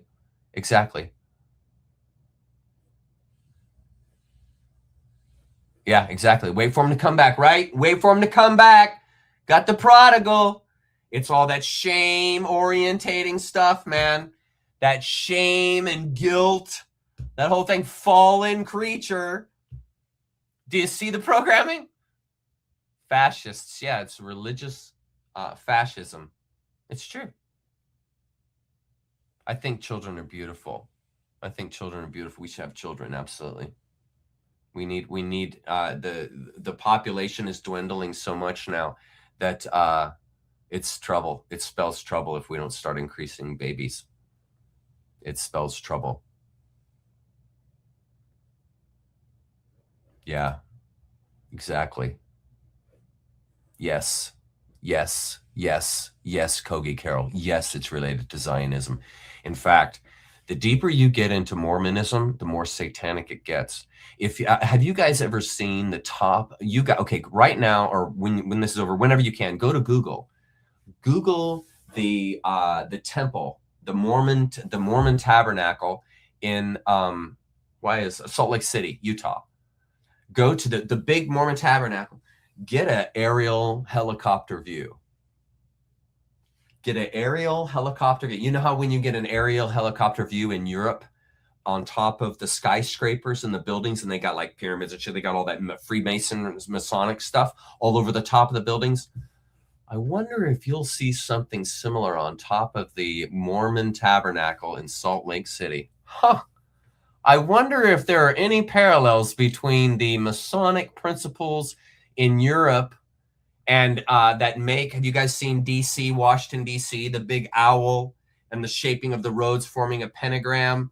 I wonder if you'll find something similar on top of the Mormon Tabernacle.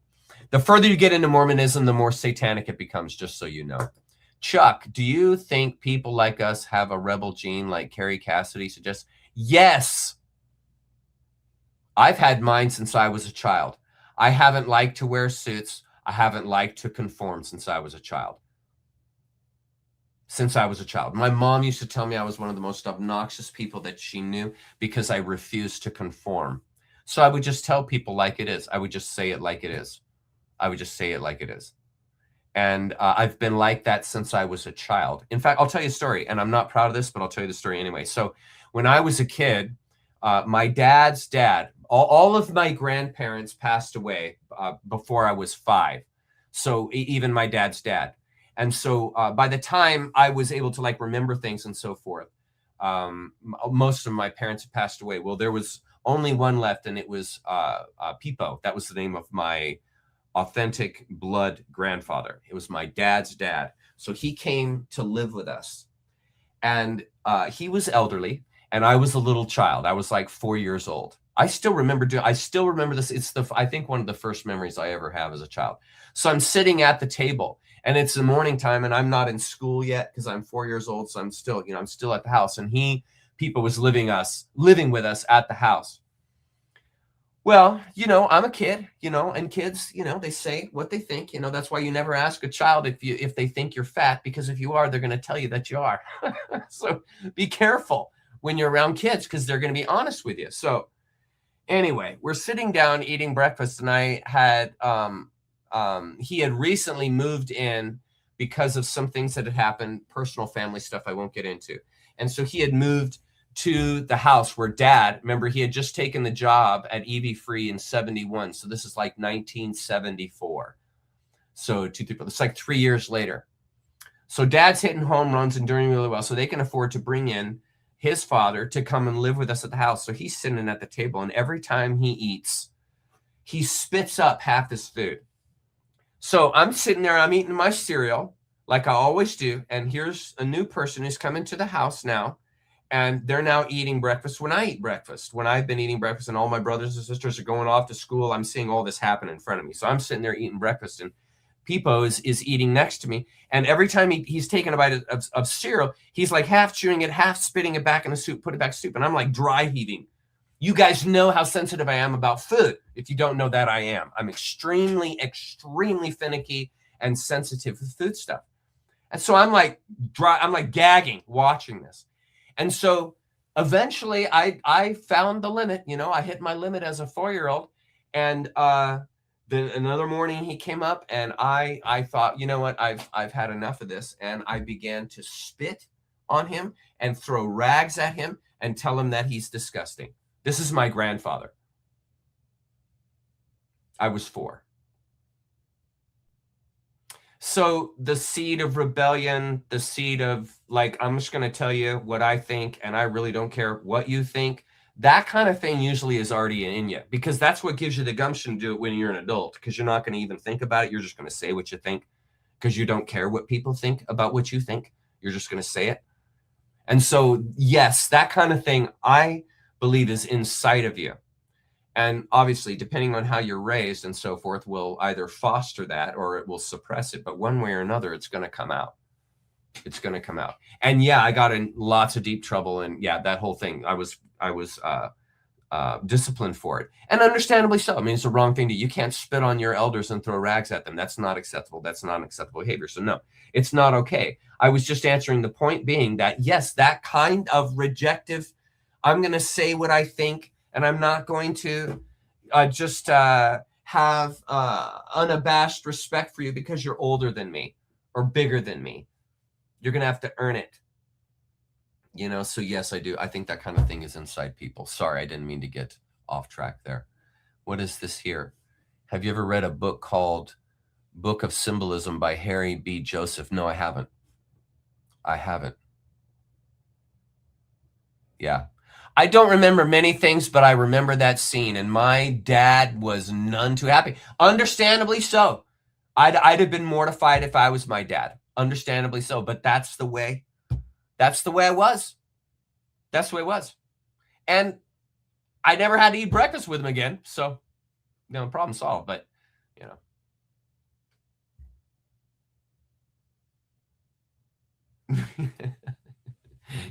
it is what it is. It is what it is. Okay, here we go.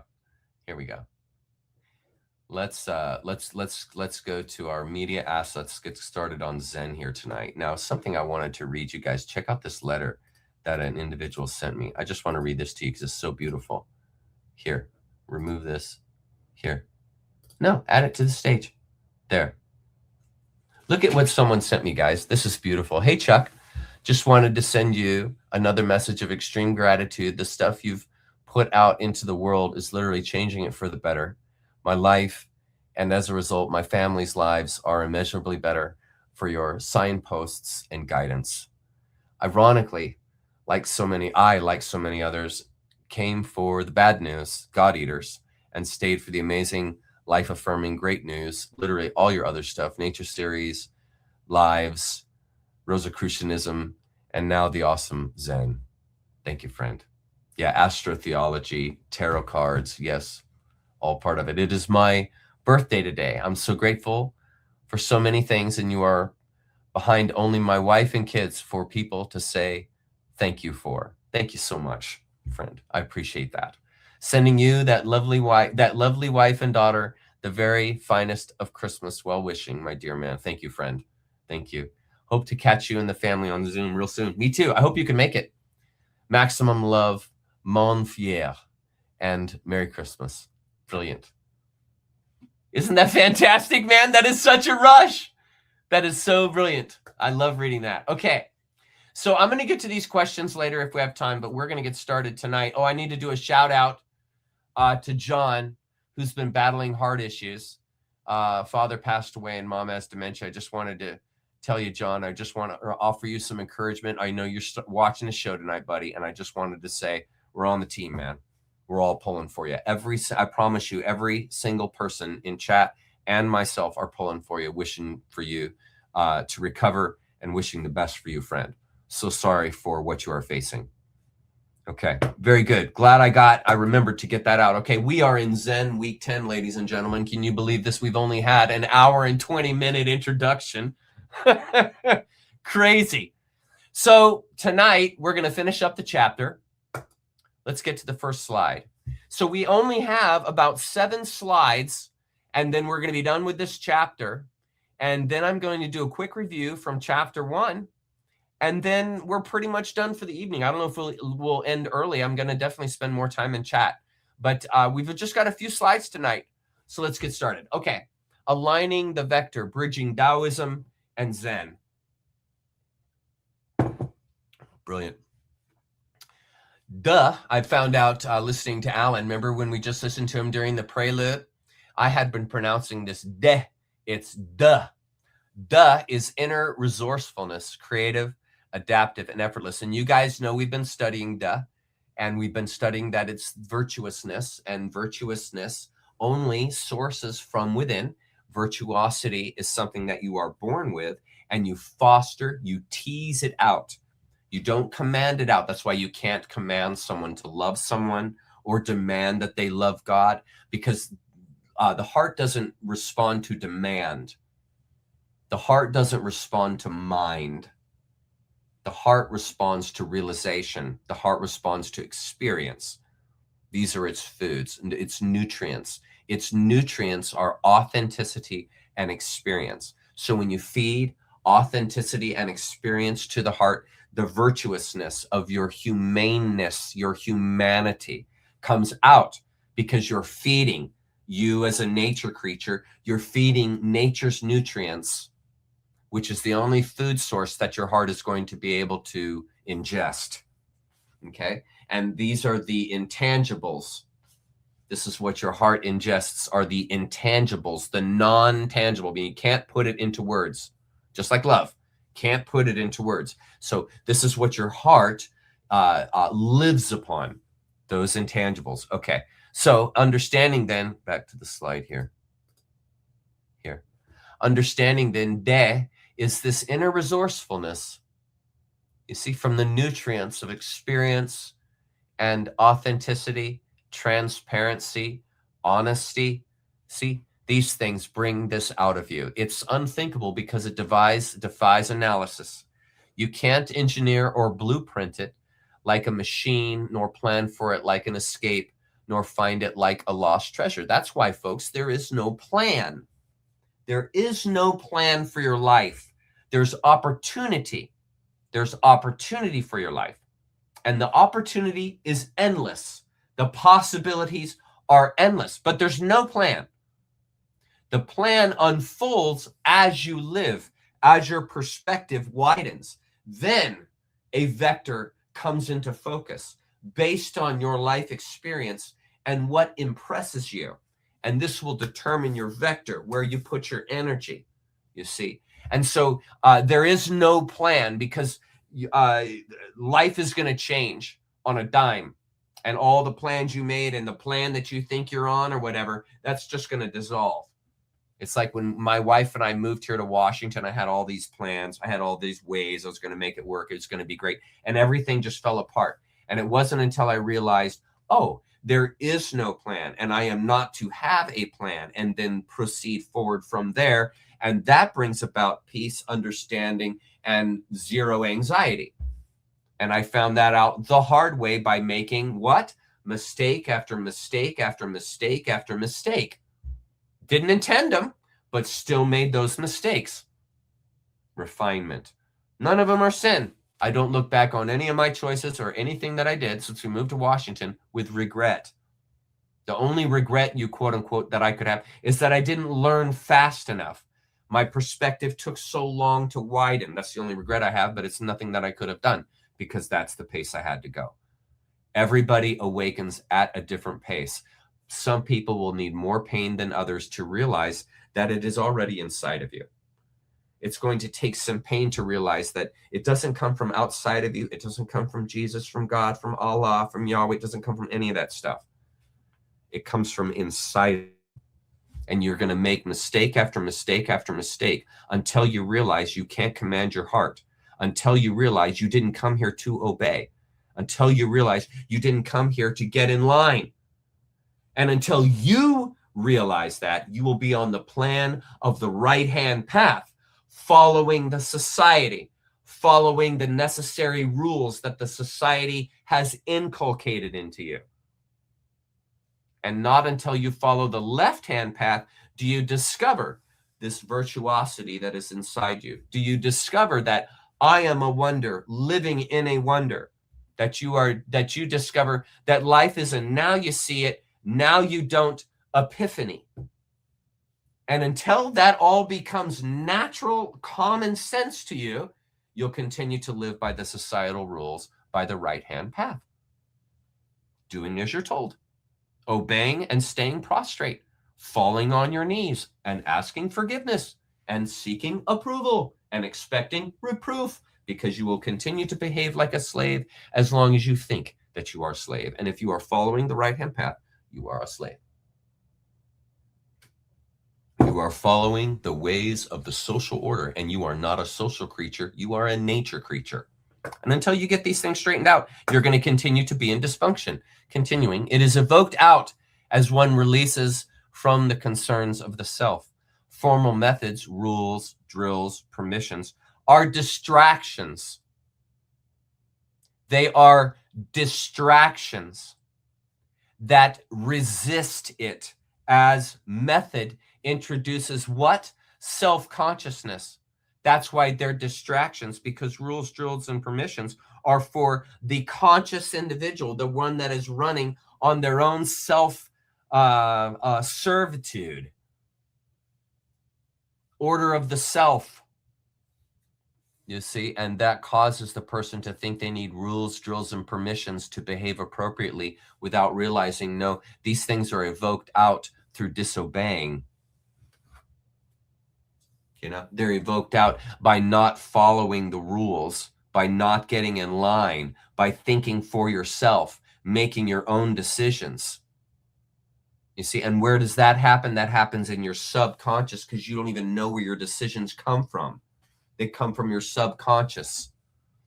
So the more self-conscious you are, the worse your decisions are going to be, because you're thinking about yourself. You know, and the whole idea of kenosis is the release from the self into the spiritual world, the real world. You see, it all makes sense when you begin to see it in a picture like this. Concerns of the mind, and therefore methods. Oh, sorry, I split the sentence up. Formal methods are distractions that resist it, as method introduces self-consciousness and therefore separates from the flow. How do you become separate from the flow? You start thinking about yourself. You start becoming anxious and worried if you've made the right choice, worried if you're on the right path, worried if you're worshiping the right God, worried if you're praying to the right authority. Do you see? That's not how it works, because you didn't come here to follow rules. This is why insecurity is the appropriate approach to life, because life is a wonder. So the less secure I am, the more in harmony I am with a wonder, because a wonder isn't secured.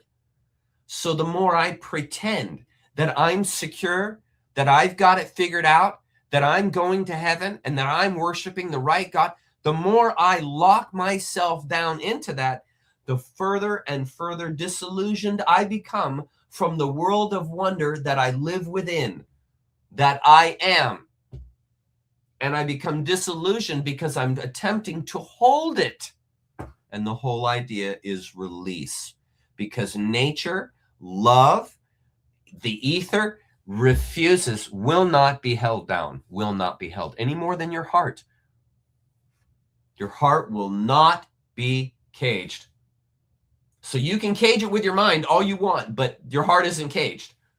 You're just, the access to it has been caged, but the heart is not caged. It is free. And it's simply a matter if your mind can hear it or not.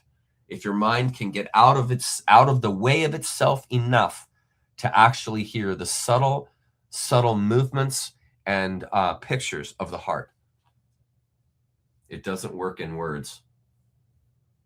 Your feelings, your emotions, these things are sensitive to the heart and help you translate. And this is why you can't put feelings and emotions into words. You can kind of describe them just like you can kind of describe God. Yes, that allows for conjecture. But at the end of the day, when it's all said and done, there's no final definition. Just like there's no final definition for your life or for the world. It's a wonder. And that's what makes it beautiful. And the more you try and pin it down, the more you're throwing your own paint onto the artist's canvas, because that's your life. You see, so the more you think about it, the more skewed the colors become that you're creating, because you're putting your mind into it. And this is a heart thing. Just like any art, anything, and playing music, writing poetry, speech, painting, doesn't matter. These things are sourced from the heart. That's why the authentic speaker typically doesn't need any notes. Did you ever see Alan Watts have any notes? Did you ever see Terence McKenna have any notes? Did you ever see Terence or Joseph Campbell have any notes? Nope. Nope. There's no need for it. There's no need for it. They're speaking from the heart. The heart doesn't recognize order like that. That's why I don't have outlines for you guys. I just read a page with you, and then whatever comes to my mind, I just let it go. There's no plan. I just show up and go. And the reason I do that is not only because that's where I'm most naturally in my element, where I feel best, but because that is where you most naturally learn. So you and I have a really good thing in common. The way I teach, the way I share, the way I do this is in keeping with the authenticity, in the sense of the nutrients in how your heart renders itself to you, and how you understand the world. And so I can stand in a space that resonates with you in such a way that you feel safe, because you see that my heart has your good intention in mind. I'm not trying to take anything from you. I'm not trying to bend you in a certain way. You see, and so you relate to me because I don't have an agenda. I'm not coming at you with a plan. I don't have an outline that I'm trying to put into you. I'm walking with you like a shepherd would walk with his flock. Same idea. Like an artist will walk along with their sculpture. Like a luthier will walk along with their instrument. You see, it's an ongoing thing. And as the luthier observes the deficiencies or problems with the wood, they then repair on the fly. They find those things and they adjust them on the fly. They didn't come in with a plan. You see, and how do you heal a society that's sick? You adapt to what the society needs. Where is the society blind? Where is the society missing understanding? And for me, when I looked at it and asked the question, that what I found was the society has no identity. They've misidentified. They don't know who they are. They don't know what the world is. And so there's a disconnect, there's a dysfunction going on. And that's why there's so much inappropriate behavior, because people don't understand the actual science that they're in, the actual spirituality that they're in. They only have side pictures of, okay, I could just keep going. Let's get to the next slide. Here we go. Add to stage. Where were we? Here we are. Pro tip: life's most impactful moments, heavy conversations, inspired art, fantastic sights, think of it, happen when we don't force them, right? Not force, because trying or wanting too much creates resistance, polarity. You see, you increase your polarity, your dynamism will grow. And that pulls you out of the center. And this constricts flow, which eventually frustrates relationship at every level, body, mind, and spirit. You see, we do not force, right? You guys understand that. No forcing. Now, this is a little tougher picture here. Follow. It is not, oh, sorry, I got to read this first. While it is true here on the right in yellow, folks, on the right up in the, where it says read first, while it is true that these arts employ what are to us highly difficult technical disciplines, this is the art of de or da, it is always recognized that they are instrumental and secondary, and that superior work has the quality of an accident, you see, unplanned. This is not merely a masterful mimicry of the accidental and assumed spontaneity in which the careful planning does not show. It lies at a much deeper and more genuine level. Isn't that beautiful? For what the culture of Taoism and Zen proposes is that one might become the kind of person who, without intending it, here it is, without intending it, become a source of marvelous accidents. Taoism is, then, the original Chinese way of liberation, you see where it's pointing, which combined with Indian Mahayana Buddhism to produce Zen. It is a liberation, here's the key, it is a liberation from convention and of the creative power of Da. Now, this is where I call this phenomena hysteresis. Hysteresis is the difference between the on and the off function. It's common in recording engineering when you're recording drums. You use these in place of, or in addition to the gate. And what it is it's a averaging of the on and off positions. So here, this is the point. You have with the yin and yang, you have the white and you have the black. Okay, but you don't want to be all in the white and you don't want to be all in the black. In fact, you don't want to be on either side of them, right? You want to be in the middle hub, where you're both of them at the same time and neither of them at the same time. And you're not moving because you're at the center hub. So you're watching these things spinning around you. This is what I call the place of hysteresis. You are between the on and off of the now you see it, now you don't world we live in.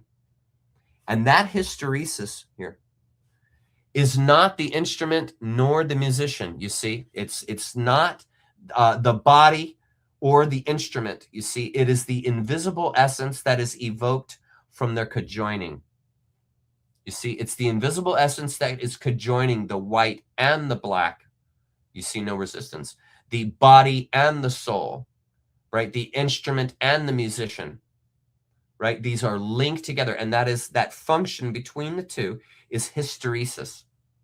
And it is determined by the flow of that individual. So continuing, the sound is the carrier of the essence in the spaces, here it is, between the notes, the silence between the notes, the silence between the on and the off, between the good and the evil. You see, that's the hub. That's where you want to be, the place of no anxiety, hysteresis. Between the notes, now you hear it, now you don't. It is the difference in tone between the notes called hysteresis that determines the impact on the recipient. Have you ever thought about that? When you were listening to music, it's not the notes, it's the difference between them that makes the impact. Have you ever thought about that? It's the dynamism between the note and the space between the next note. And that dynamism determines the impact. You see, the hysteresis, the difference between the two determines the impact. Now follow, see what I found here under hysteresis. Look here where it shows it underlined here. I'll make it larger so you can see it. Here.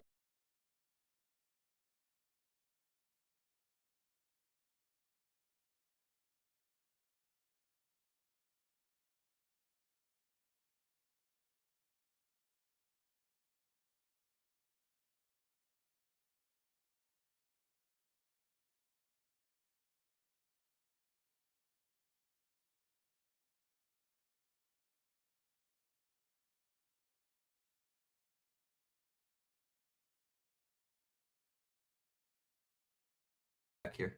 What is the path that you're on, right? It's the path where yesterday has led you.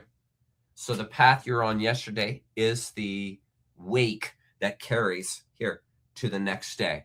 This is the hysteresis. This is that middle ground. And depending on how well you ride between the on and the off will determine the congruency of your life, will determine the equilibrium of your life. You see, continuing here, depending on the direction of change of another variable, this history dependence is the basis of memory in a hard disk drive, meaning your freaking mind, and the remembrance that remains a record of the Earth's magnetic field and magnitude in the past, namely your behavior. What world are you in? You're setting it. You're making it. That's the world that you're in. The one that you're creating right now, here in the now. You see, and it's by avoiding the dynamisms, not going all in the white, not going all in the black, but remaining in that hysteresis, the difference between the two. This is what is going to bring you peace and fulfillment. Because the extremes push you too far. Your fulfillment comes after the epiphany. Do you see, the epiphany is beautiful, wonderful, love it. Yeah, we're having a new realization, absolutely. But where is the growth, right? The growth comes after, when you realize and consider, here it is, the difference between the notes, the difference between yesterday and today, what you learned yesterday, what you learned today, hysteresis. Do you see the wisdom and logic in studying this? Do you see? And the person, the one who is attuned and imbalanced, is the one, right, that's in the space between the notes, nonplussed. Do you follow? This is important in remaining in the state of peace without trying. You're in the space between the notes. Don't get caught up in the notes. Don't let yourself get caught up in the dynamisms. Stay in the middle. Beautiful. This is what Zen is showing us. Next slide. Here we go. Next. Here we are. Bridging Taoism Zen. Read first. A profound regard, top right here, a profound regard for the underlies the entire higher culture of the Far East. You see this, the entire culture is steeping in this idea. So much so that it has been made the basic principle of every kind of art and craft. While it is true that these arts employ what are to us highly difficult technical disciplines, it is always recognized that they are instrumental and actually secondary. You see, they're secondary, the result of the hysteresis, and that superior work has the quality of an accident.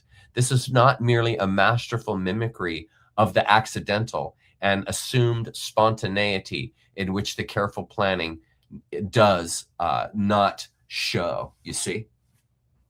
No plan. In cultures influenced by Taoism and Zen, duh isn't just a personal trait. It is the foundation of aesthetics and craftsmanship. Practitioners master complex techniques like brushstrokes or forms, but these are mere tools. You see, they're mere tools. True excellence, here it is. True excellence feels accidental. You see, accidental. No plan, spontaneous and effortless. I mean, think about here's a good example here. Think about the first time you saw my movie, The KM, and you didn't expect the information that came out of that video, and it put you into a state of rapture, like oh my gosh, it totally cleared understandings that you thought, and this is from what I've been told by people, that they thought they fully understood. But when they watched the video, they saw a dimension between the events, like hysteresis. They saw a dimension that took them to a higher level of frequency to see what's happening more clearly. And you have that aha moment, that moment of aha, right? And that's true excellence. It's accidental. You didn't intend, when you watched the KM series, to accidentally come across information that helped you understand it so much better. You see, is spontaneity. There it is. This contrasts with Western views where art often emphasizes deliberate planning and perfection. And we talked a little bit about that, I think, the second week with the Zen painter who paints the lake, the painting fishing by the lake. They'll paint the entire lake and just a tiny little dot of a little fisherman off in the corner. Instead of this, selfie view like you get in the West, it's a different approach. The accident here isn't clumsiness or chance, but serendipity, born from a deep harmony with the now. Supposed accidents arise because you've aligned with the Tao's flow. This becomes the essence behind Wu Wei, as you know, non-action, acting without striving, like a tree or child growing without trying. And isn't that a beautiful point there? Does the child try to grow? There is no try, right? But they grow. Right? Is the tree striving to make those apples? No, they just naturally come out. In fact, no big deal. No big deal. Just comes right out. It's like you're shedding skin. You don't even try. It's just you're constantly shedding dead skin 24/7. 24/7. You see? There's no planning. It just happens. Supposed accidents arise because you've aligned with the Tao's flow. This becomes the essence behind Wu Wei, acting without striving, like a tree or child growing without trying. In modern terms, it is like being in a creative flow state where ideas emerge effortlessly, but on a profound, authentic, organic, life-encompassing, indeed life-altering scale. And what could possibly be a better approach to spirituality, but this idea of no plan? What could possibly be better? Because it completely opens you up to whatever spirituality comes in front of your face. You see? Read first. Watts' position, here we're still bridging Taoism and Zen. Watts positions Taoism as China's indigenous spiritual path to freedom, not from sin or suffering resolutions, but from societal norms, overly rigid rules, and artificial constraints. Zen inherits Taoism's practicality and humor, while adding Buddhist insights to illusion and mind. The result? A direct, dogma-free experiential path to awakening. How beautiful is that? Dogma-free. I mean, how many of us would love that? Dogma-free experience. I got to tell you, I love having a dogma-free experiential path to walk. I got to tell you, I love it. It's fantastic. Watts admits that even his own explanations warp Taoism by squeezing it into linear language. Words and concepts are linear and sequential, one at a time. But Tao is holistic and immediate. And you guys know that. You guys know we studied that extensively. This makes Taoism appear like Western vitalism, life as a mysterious force, or naturalism, everything as natural processes. But here's the key, and please don't lose it. But it's neither. Got it? It's neither. It's beyond those dualities. See? Life is a mysterious force. Everything is natural processing. Those are beautiful concepts, folks. They're beautiful concepts, right? Those aren't the Tao. That's not the Tao. The Tao is past. Those ride on the stream of the Tao, but those do not compose the Tao, mysterious force and natural processes. These are offsprings of the Tao. They are not the Tao. The Tao is past words. The Tao is past concepts. So it's lovely to have picturesque ideas that help us cognize a heavier space. That's great, but don't get entangled. Don't think my concept is the concept or is this thing. That's no thing, right? Right? This is how we escape the Western belittling of this stuff, by putting it into words and saying, that's it. This level of self-aware, namely Jesus, the God-man, that's it. That's the form. That's the one. Do you see? You've anthropomorphized this God concept into a form. Do you see the blasphemy in doing that? Do you see how that's an act of blasphemy? To put the Tao, to put God into a form, a personalized form that sleeps and wakes and eats and drinks. just like you. You see, but that's not it. Just like that form in you that eats and drinks and sleeps, that's not you either. And you know that. You are the animating factor within. So what is Christ? The animating factor within. So what's the difference between you and Christ? There is none. It's the same perfection composing you. It's the same perfection. You see, this is why that's why it's very important not to get caught up in the form, because then the form can be anything. And now all of a sudden you can take that form that you had for God, you can now place it on yourself. You can now see yourself for that fact, because that is what is inside of you. That animating principle is the God of the universe, is the Tao. You see, but what is that animating principle? You don't know. That's why you don't know how you open and close your hand. You can't tell me that, but yet you can do it because you are the animating principle. That's why you can do that. But you don't know in your head. You can't say in your head because that's not something you put into words. This should all be making sense to you guys at this point. This should really be clarifying for you guys. This level of self-awareness highlights Zen's emphasis on direct experience over and past any kind of intellectualizing. Like I just said, key insight. Consider how different an approach that is to the theologian who spends his or her life intellectualizing and therefore institutionalizing the spiritual world. Do you see the logic? They institutionalize. When you put nature, the Tao, into orthodoxy, into the intellect, you institutionalize the Tao nature. That's why it's blasphemy.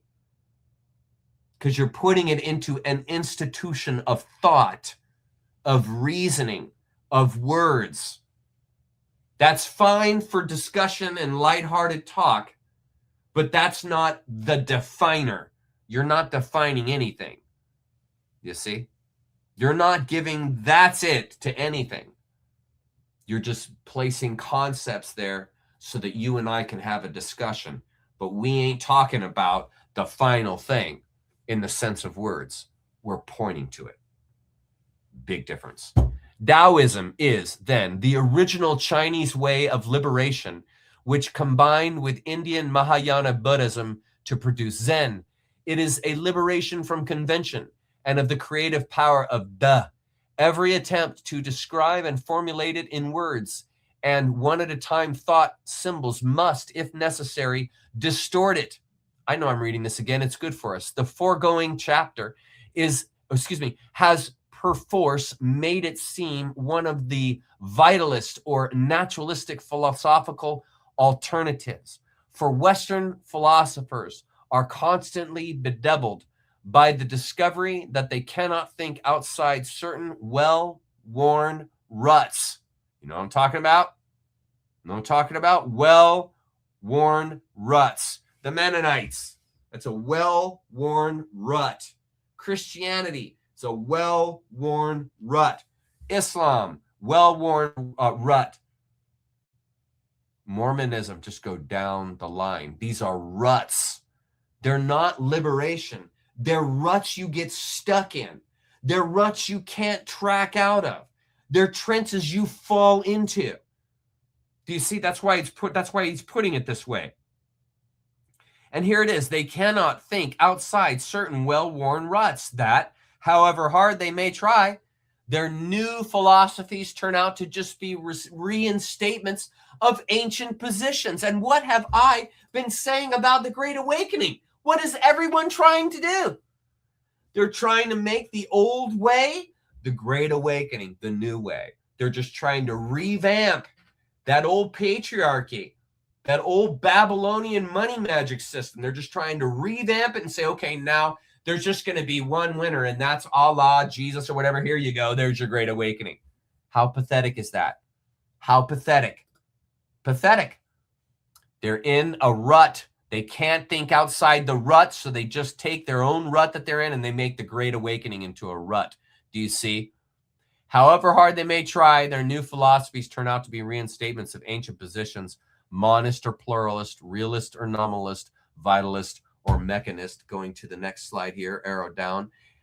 or mechanist. This is because these are the only alternatives, here we are top right, which the conventions of thought can present, and they cannot discuss anything else without presenting it in their own terms. You see, they're caught in their own mind. When we try to represent a third dimension upon a two-dimensional surface, here we go, it will of necessity seem to belong more or less to the two alternatives of length and breadth.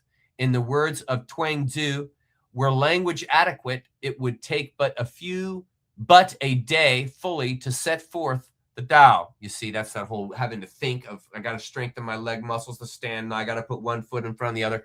You see, that's what it would be like if the Tao was linear. Not being adequate, it takes that time to explain material instances. Tao is something beyond material existences. It cannot be conveyed either by words or silence. And look at my picture I have here for you guys. Now look, bottom right here. Now see, we have truth. Now see, underneath truth, we have pro tip. Each side reflects, here's the key, reflects a portion of the truth, right? So here, comparing it to yin and yang, you see, well, it has straight lines, and here we see the cylinder definitely has straight lines. So yes, that there on the left is a portion of the truth. It's a portion of the truth. And then there on the right, you see, we see the circle that's a part of the cylinder, you see? So that circle there on the wall, that's also truth. It's a portion of it. And what have I said about the yin-yang? The black and the white compose the whole. The white is a portion, the black is a portion. Together, they make up the truth. And what do we have here? Together, the straight lines and the curvy lines make up the truth. The positive and the negative make up the truth. This should make it vividly clear that we are in a holism. We are not in a conflict. We are in a holism. There is as much good as there is evil. There's nothing wrong. That's what this slide shows you. There's nothing wrong. You're just seeing portions of truth and you think it's the truth. So we have the Christian here on the left. They got their straight lines. They got their orthodoxy right. And that's the truth. Not realizing they themselves, they don't realize there's a whole bunch of curvy lines in there that they don't see, because the only perspective they see is the one called Christianity. This is how you blaspheme the truth. By locking that cylinder of truth into a square box. You've blasphemed the cylinder because it's not a square. You see, it's not a square. And in the same way, you blaspheme it when you say it's all negative. So when you say the world is a purgatory, the world needs to be destroyed, there's something wrong with it, you're taking the negative side. You see, that's inappropriate because that's only a portion of the truth. That's not the whole truth. You see, because the truth has curvy lines and straight lines. It has good and it has evil.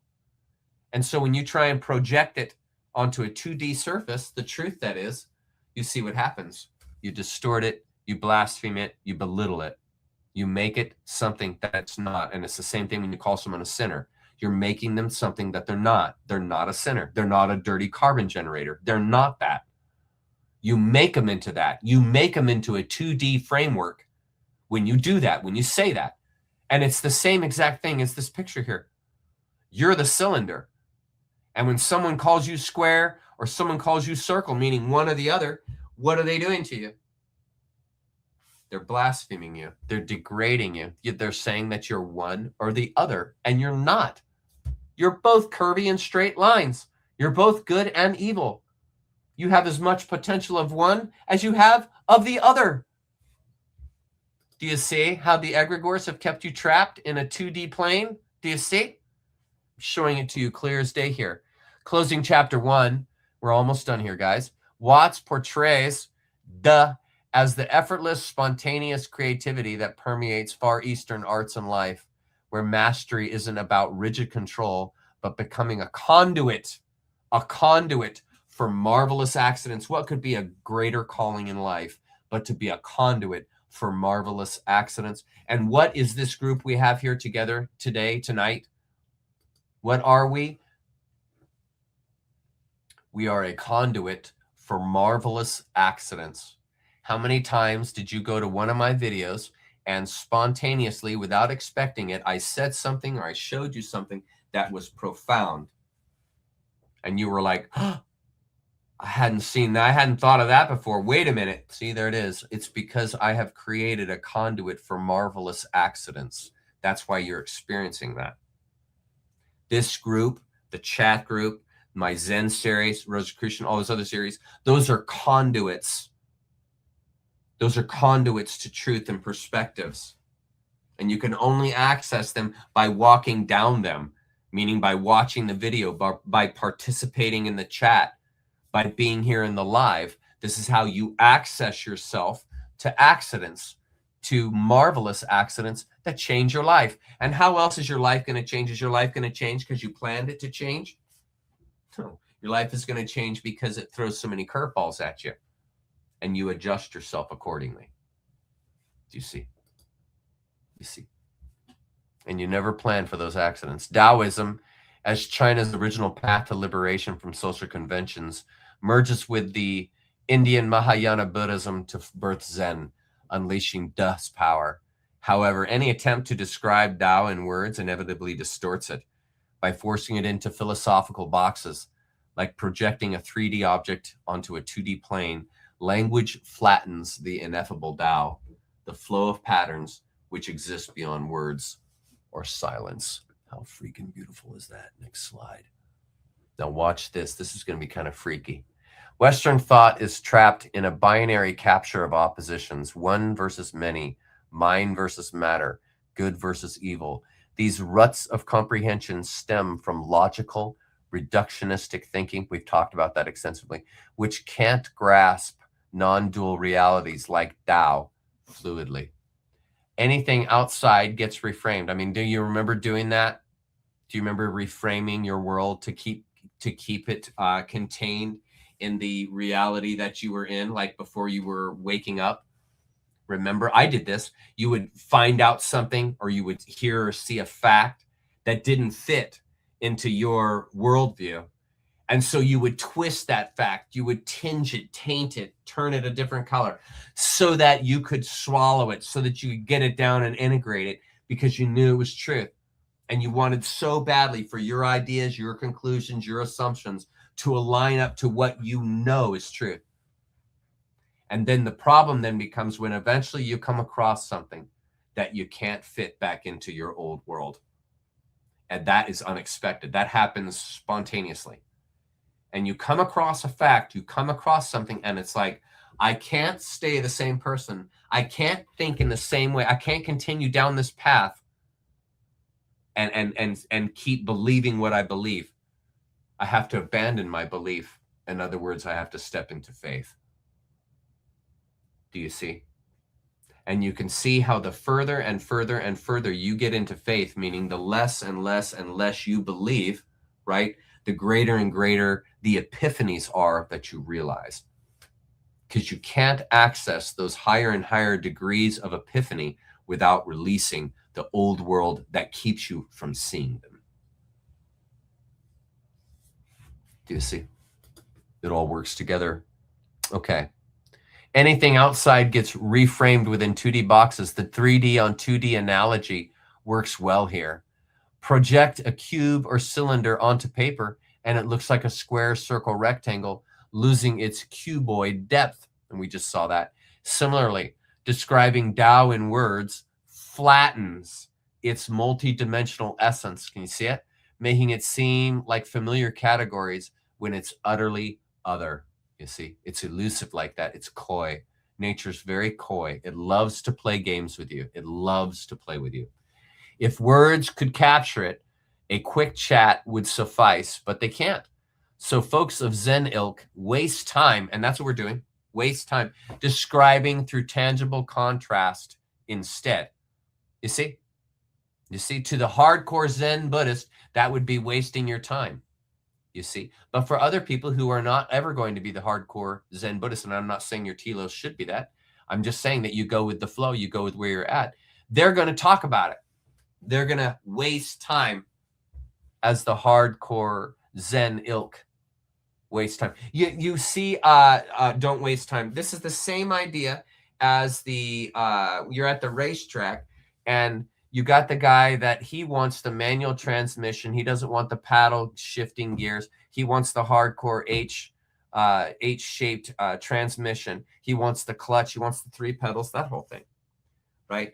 And it's the idea here where you've got the person, you got the dude that just uses the instant clutch with the paddles where there is no clutch.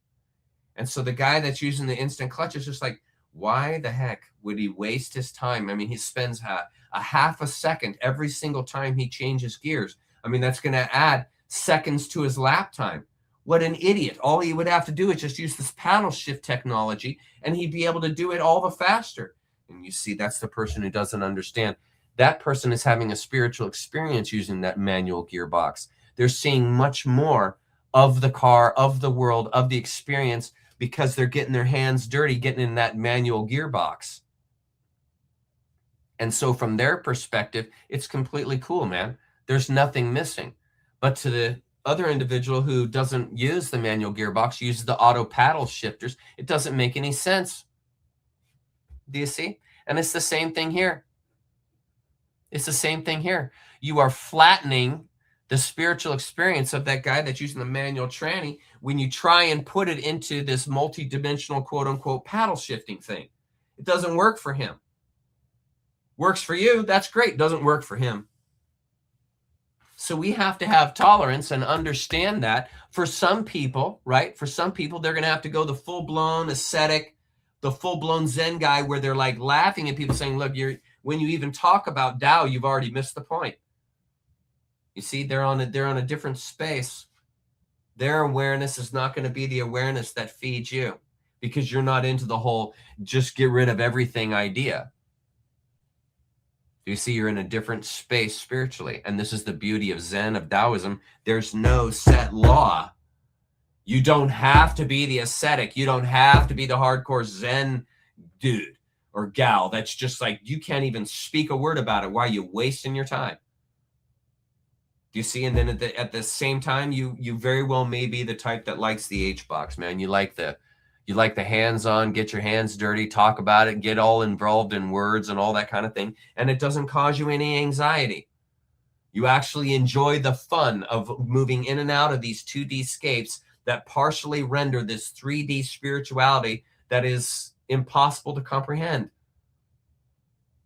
To each his own, and that is beautiful. It is our diversity that is beautiful. We must move out from these spaces, these ideas that say you have to do it this way.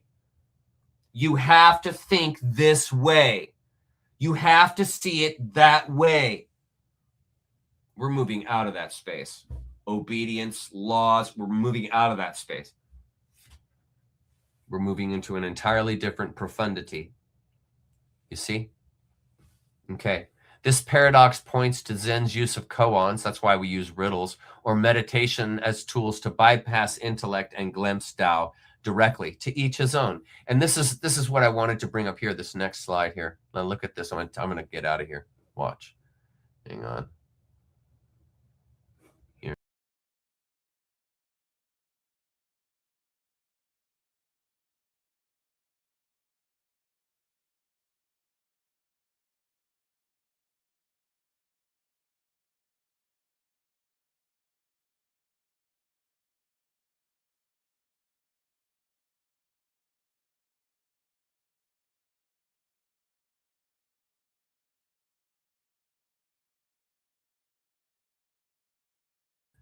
It's saying, here's a dualistic construct that's a reflection of what the universe is. It's not the universe, it's a reflection of it. And so when you see this yin yang in that way, you can hardly understand it when you look at it.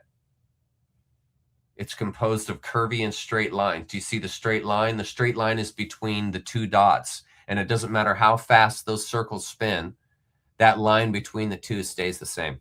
There's your straight line amidst the curvy lines. In other words, it's a mystery. That's what I'm pointing out to you. It's a mystery. It's a little unsettling, isn't it? Isn't life a little unsettling? You're not quite sure what's going to happen. You can't quite fully get your arms around it. And yet, according to Alan Watts, we're to trust it. You have to trust nature, just like you have to trust yourself. And it's hard to trust nature. It's hard to trust yourself. Do you see? And as long as you're caught up in concepts, words, lines, so on and so forth, it's going to keep you anxious. Whereas if you just see it as the art that it is, that there isn't any rules there, that it's just an emergence from out from the void, just like the Big Bang, from nothing for no reason, right? And this is you. Where did you come from? Where did the sperm come from that of your father's body? Where did the egg come from your mother's body? Where did those come from? Primordial matter, man, from the unknown, from the great work. You know, so this picture right here of the yin yang is you coming out from the darkness. You see? And so Zen is bringing you into accord with this unsettling concept of trust, this unsettling concept of now you see it, now you don't. And it's as your sensitivity develops, you see, it'll become clearer and clearer for you to cognize. And then finally here, death is the hunter. This is part of that unsettling aspect of nature, which makes it so glorious to partake in it. Page 28 wraps up chapter 1 and Watt's introduction to Taoism and its evolution into Zen, emphasizing the central role of Da, virtue or innate power, while highlighting the pitfalls of trying to intellectualize or categorize these philosophies. Watts ties together cultural, artistic, and philosophical threads, underscoring how Taoism, and by extension Zen, transcends rigid structures and defies verbal explanation. Zen's radical freshness is not another ism or belief, here it is, but a lived liberation that defies categorization. That's why you enter it by asking questions. That's why you walk through it, asking questions. You don't find answers. You discover realizations. So then you stop asking the questions because you realize your questions are inadequate. Do you follow? That's the graduating system. It is found in the subtlety of motivation and where behavior originates. In other words, following your bliss, as Dr. Campbell taught us. Zen attempts to elucidate itself in the same way as motivation elucidates itself when one jumps to save a child from being hit by a bus. And we talked about that extensively, how it comes out of you. And if you keep your mind out of the way, you'll save that child. But if you for one moment think, what happens to me if I try to save that child? The child's going to die. That is your inspiration. That is your creativity. Once your mind starts thinking about it, it's dead. It's dead. The momentum of the moment, the momentum of the world, the momentum of nature will kill it. If your mind gets in the way, it has to stay transparent, which is the heart. You follow your bliss. That's how you know you're going in the proper direction. You follow your bliss. It brings to mind the quote from Carlos Castaneda, when death is the hunter, there is no time for regrets or doubts. There is only time for decisions. And that again applies to saving the child. When death is the hunter, when your inspiration, when your understanding and identity is being hunted, which it is by the controllers, when it is being hunted, there's no time for regrets or doubts. There is only time for decisions. In other words, moving from the heart, thought to thought, event to event to event to event, no obstruction. No obstruction, no mind. You see? The ball in the mountain stream. Okay, that concludes chapter 1. We did it, guys. Let's go to comments and see what you're doing. Holy smokes, 300 comments. You guys are going for it. Yes.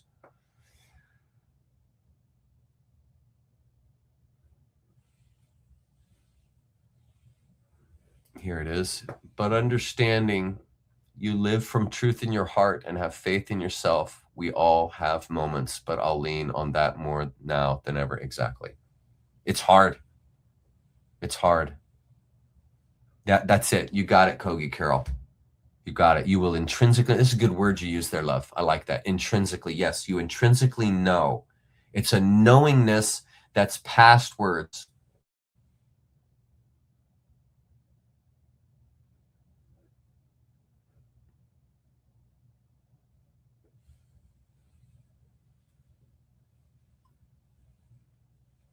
Yeah, exactly. We all overthink. The mind gets in the way.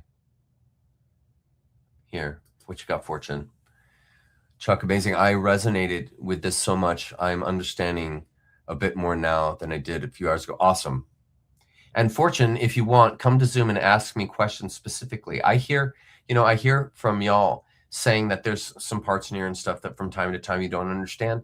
Write down your question right when it comes up, and then come to Zoom and say, hey, Chuck, when you said this, or when you showed this slide, what did you mean by that? What does that slide mean when it says that? Write that stuff down so that I can come back and clarify. So if you got questions, Fortune, please bring them to Zoom. I would love to address them. And I hope you stump me. I hope you ask me something that I can't answer. That's my hope.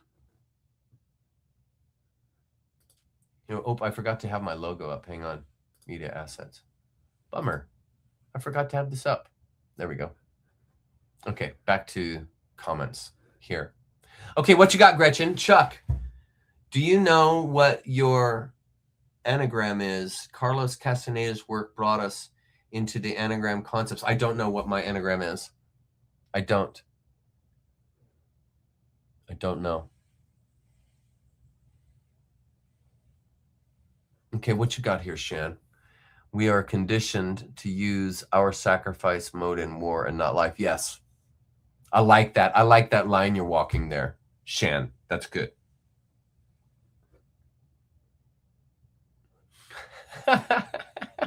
That's really funny, Kogi.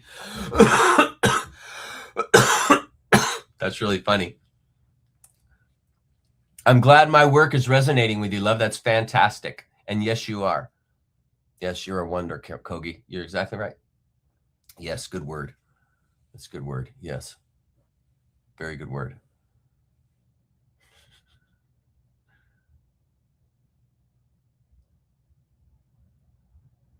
Yeah, we're not gonna have any of that. If someone's gonna get nasty, they're gonna have a little timeout time. They can have a little self-meditation time. That's good. That's good. Go have a little time, meditate on what you said, and come back and improve your behavior. Nothing wrong with that. I'm afraid. Here we go. I'm afraid to ask you the question. So why is that, love? There's no need for fear. No need for fear. All good. I am your friend. I am not anyone that has any agenda to do anything to you or harm you or any of that stuff. I'm here to simply help. That's why I'm here. Chuck, hi, Catlin. Can you elaborate on having children right now in this difficult time? Gail has been triggered by this idea of having children. Sorry, I'm just kind of drawing a blank on why it's a terrible thing to have children right now. Why is that? Please help me understand. Why is it a terrible thing to have children right now?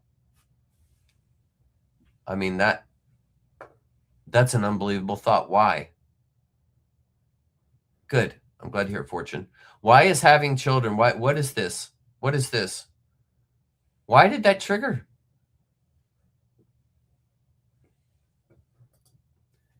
This is interesting. Hi, Jay. I'm seeing the divide between those who are awakening and those who are complicit dividing even further. I see some of that, yes. How do we enter a golden age if there's still so many ignorant people around? We don't. How's that one, Jay? We don't.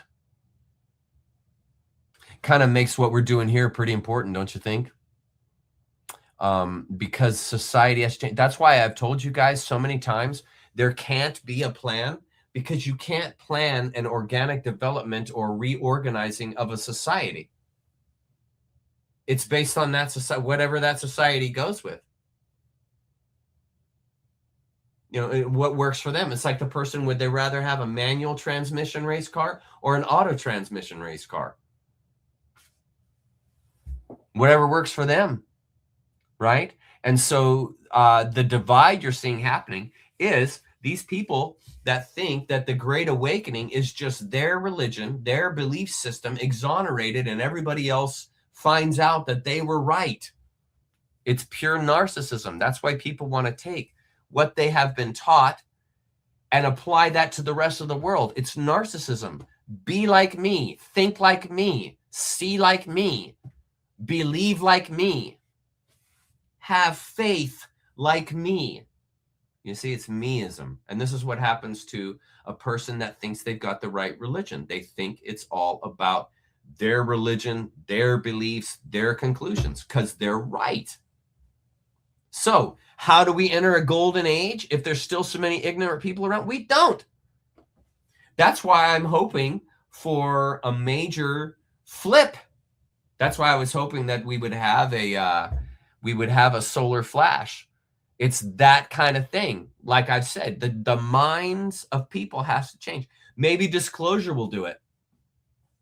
Maybe disclosure and all the Westerners finding out their religions are bunk. Maybe that'll do it. Maybe that would do it.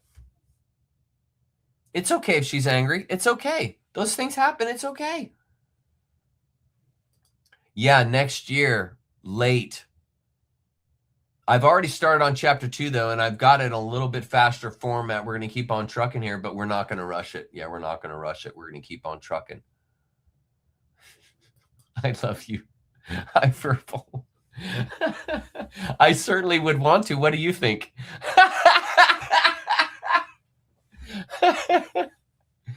Oh, my goodness. Right on. Yeah, I'm not going to hurry it. I'm not going to. I like that. I like that high verbal. I like that. I like your creativity. Yeah, no, we don't like silencing people, but sometimes they need a little time out. Nothing wrong. Yeah, exactly. She must have had I feel fine. No, it's because when I talk a lot, you guys don't know this about me, but there's so many things. So I've got some type of miss in the whatever that muscle is that closes off between your bronchial tubes and your trachea, or no, your trachea and your esophagus. Sorry, your trachea and esophagus, so that when you drink water, it doesn't go down the trachea tube. It goes down the esophagus. I have, and Jenny will tell you this, and it happened last night, actually, when we were at dinner. I have some type of opening in that. So sometimes when I'm talking, and since I am talking nonstop for 3 hours doing these things, when I take in a breath, a little teeny tiny bit of spit or something gets down in, and it triggers my coughing, and it's terrible. I had a coughing attack. I've had it my whole life. It's just sometimes when I'm breathing, it will get caught in there. And when I'm talking for 3 hours nonstop, that happens. But yeah, I'm totally fine. It's just that sometimes I get in these coughing fits because I got this weird thing.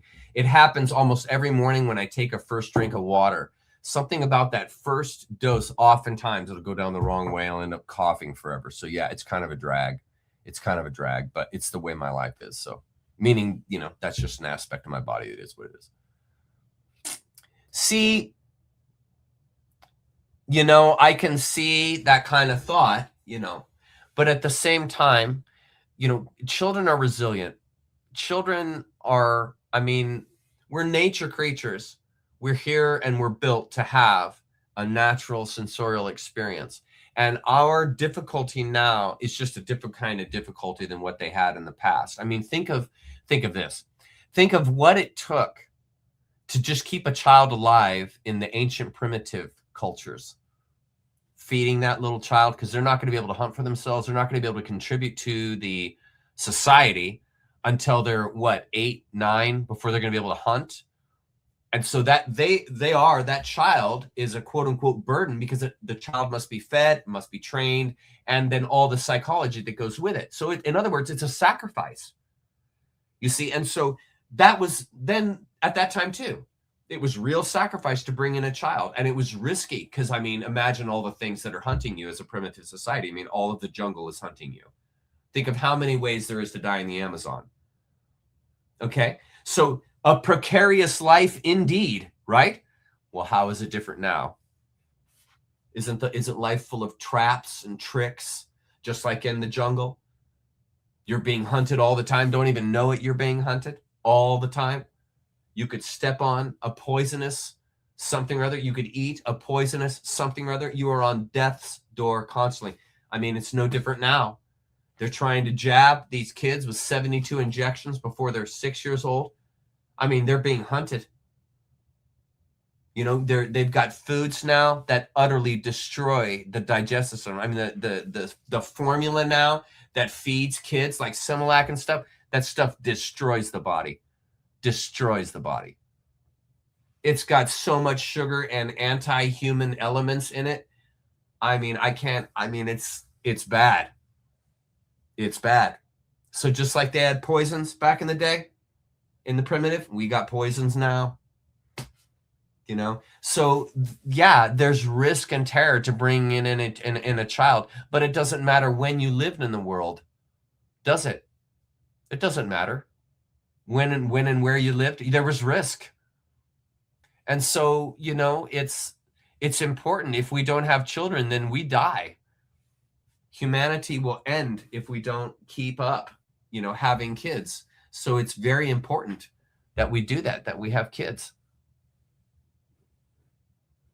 Okay.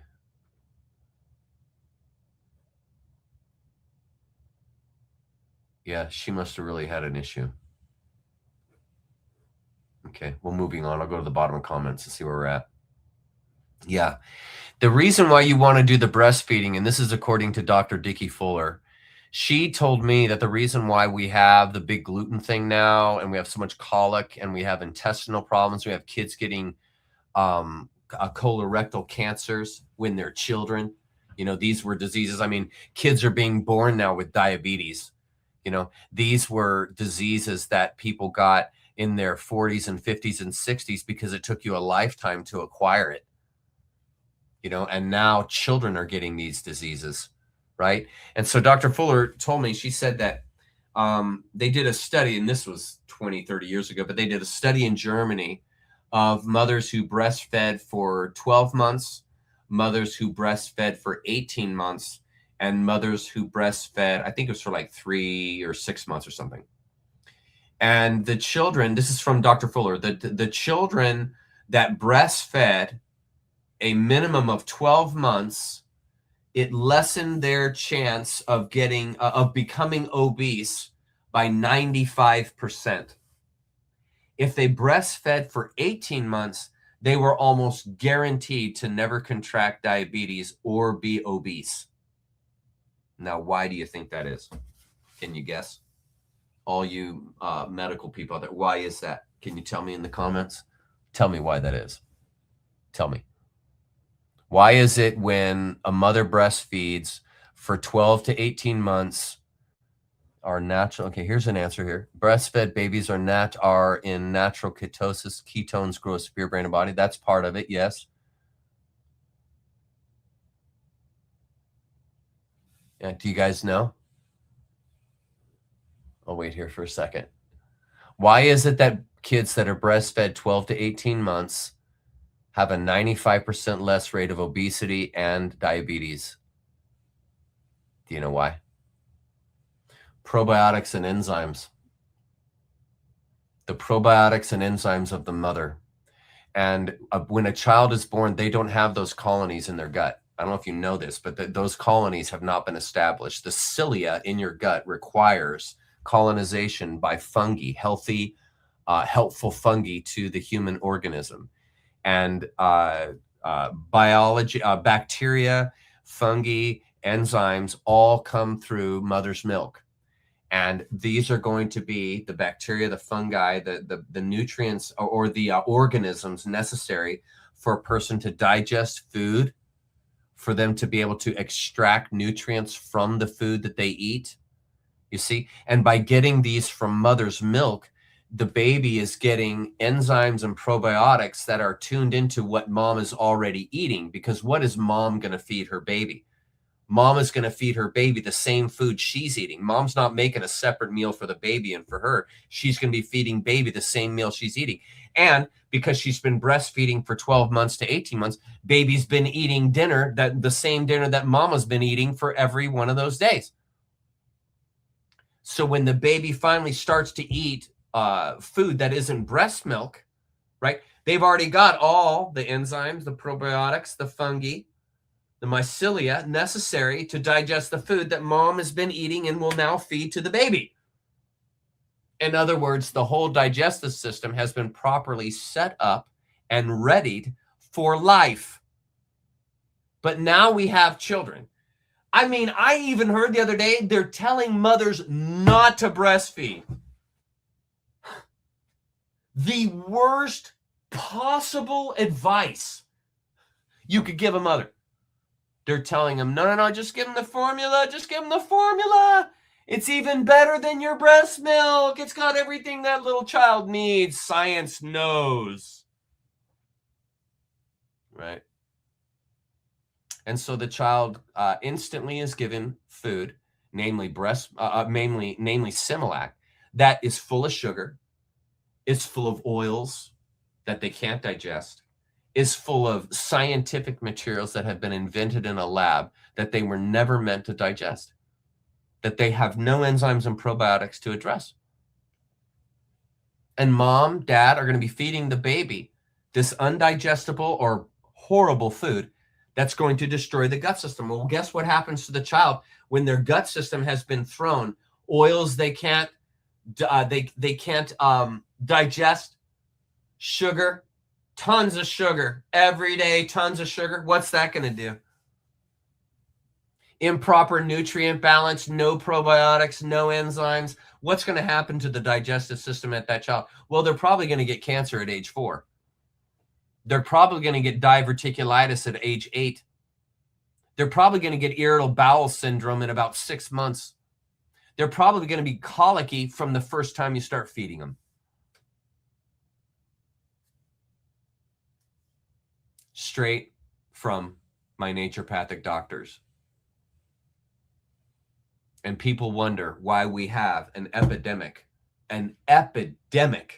of digestive issues now. Epidemic. Lack of education, lack of knowing the truth. And our medical system is at the dead center of it, because our medical system tells mothers not to breastfeed, and that just sets that child up for sickness the rest of their life, because they don't got the enzymes and probiotics. And how many times have I told you guys what Dr. Fuller told me? We are not cellular systems. No, we are enzymatic systems. That's what my doctor told me. Dr. Dickie Fuller, who was trained in both naturopathic medicine and Western medicine. So she knew nutrition. She knew nutrition. Yep. Exactly. High fructose corn syrup. That's another one. That's another reason why you get cancer at age 10.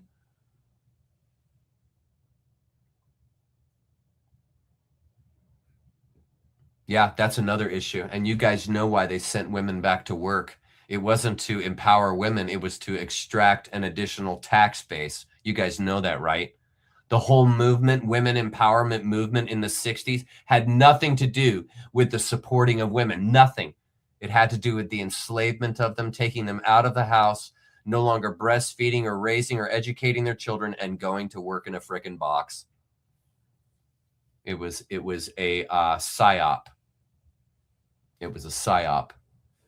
Yes, that's another problem. It's another issue, is that all the injections destroy the gut biology. Destroy the gut biology. Yeah. You're exactly right, Stacy. You're exactly right. You're exactly right. Yeah. Yep. Yep. It's really sad.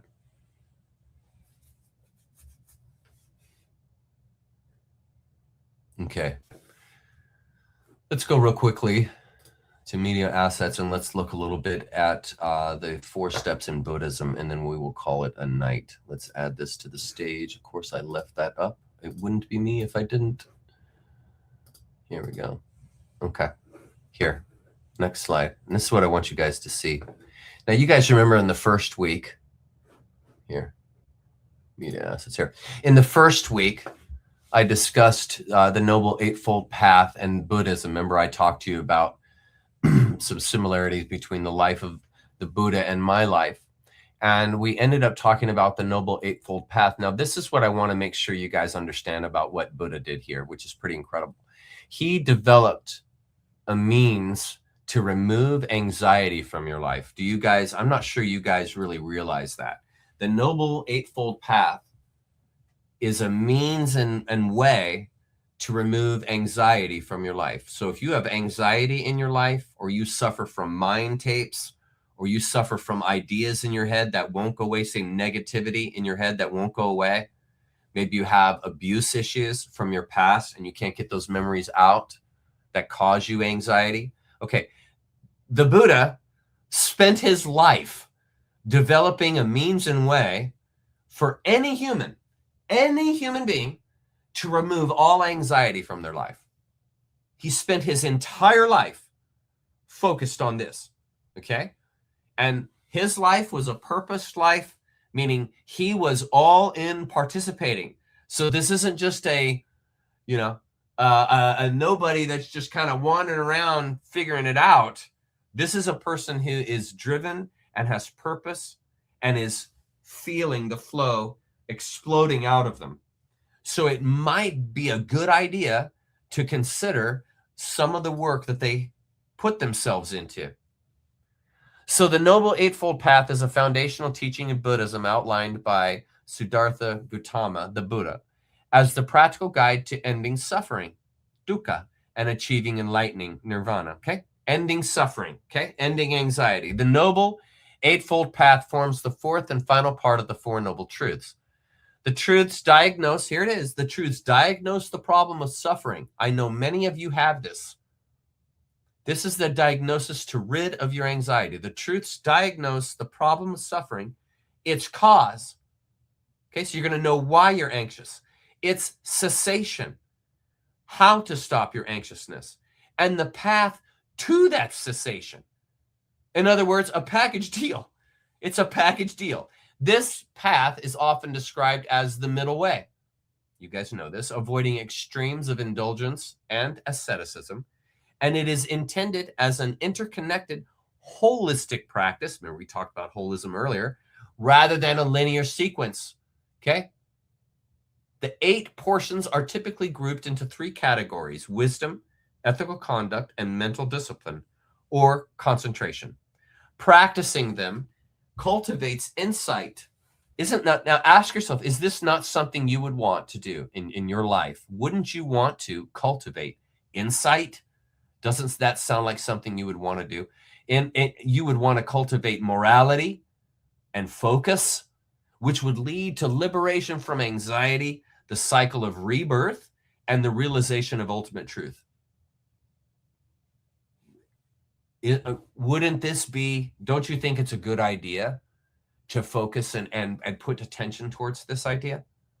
Liberation from anxiety, liberating from the cycle of rebirth, meaning you don't have to come back to earth. You'll free yourself from returning here. You will learn the lessons you need to learn. And then the realization of ultimate truth, which is part of the not coming back rebirth cycle. Okay? And the reason why I'm emphasizing this is because he's done it for you. This is, I'm in the next 4 slides, there's only 4 slides left. I'm going to show you, just like I showed you week 1. And because of all that you've learned for the past 10 weeks, it's going to flow into you. Oh my God.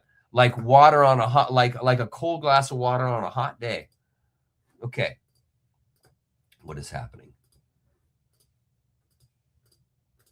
There. Here. And sometimes this navigation stuff is crazy. Okay, the Four Noble Truths. The Four Noble Truths form the foundational framework of Buddhist teaching, often likened by the Buddha himself to a doctor's diagnosis and prescription for the human condition. That's why I think it's so beautiful. A prescription for the human condition. They address the reality. And the condition is there not because of how you were born. The condition is there because you believe the egregores. That's why you have a condition. They address the reality of suffering in a pragmatic, experiential way. That sounds like the way I'd want it. Encouraging investigation rather than blind faith, experience over dogma, and seeing life as a paradise. Here is a brief expansion on each, drawing from the core Pali Canon texts. I'm not going to try that. Sutta.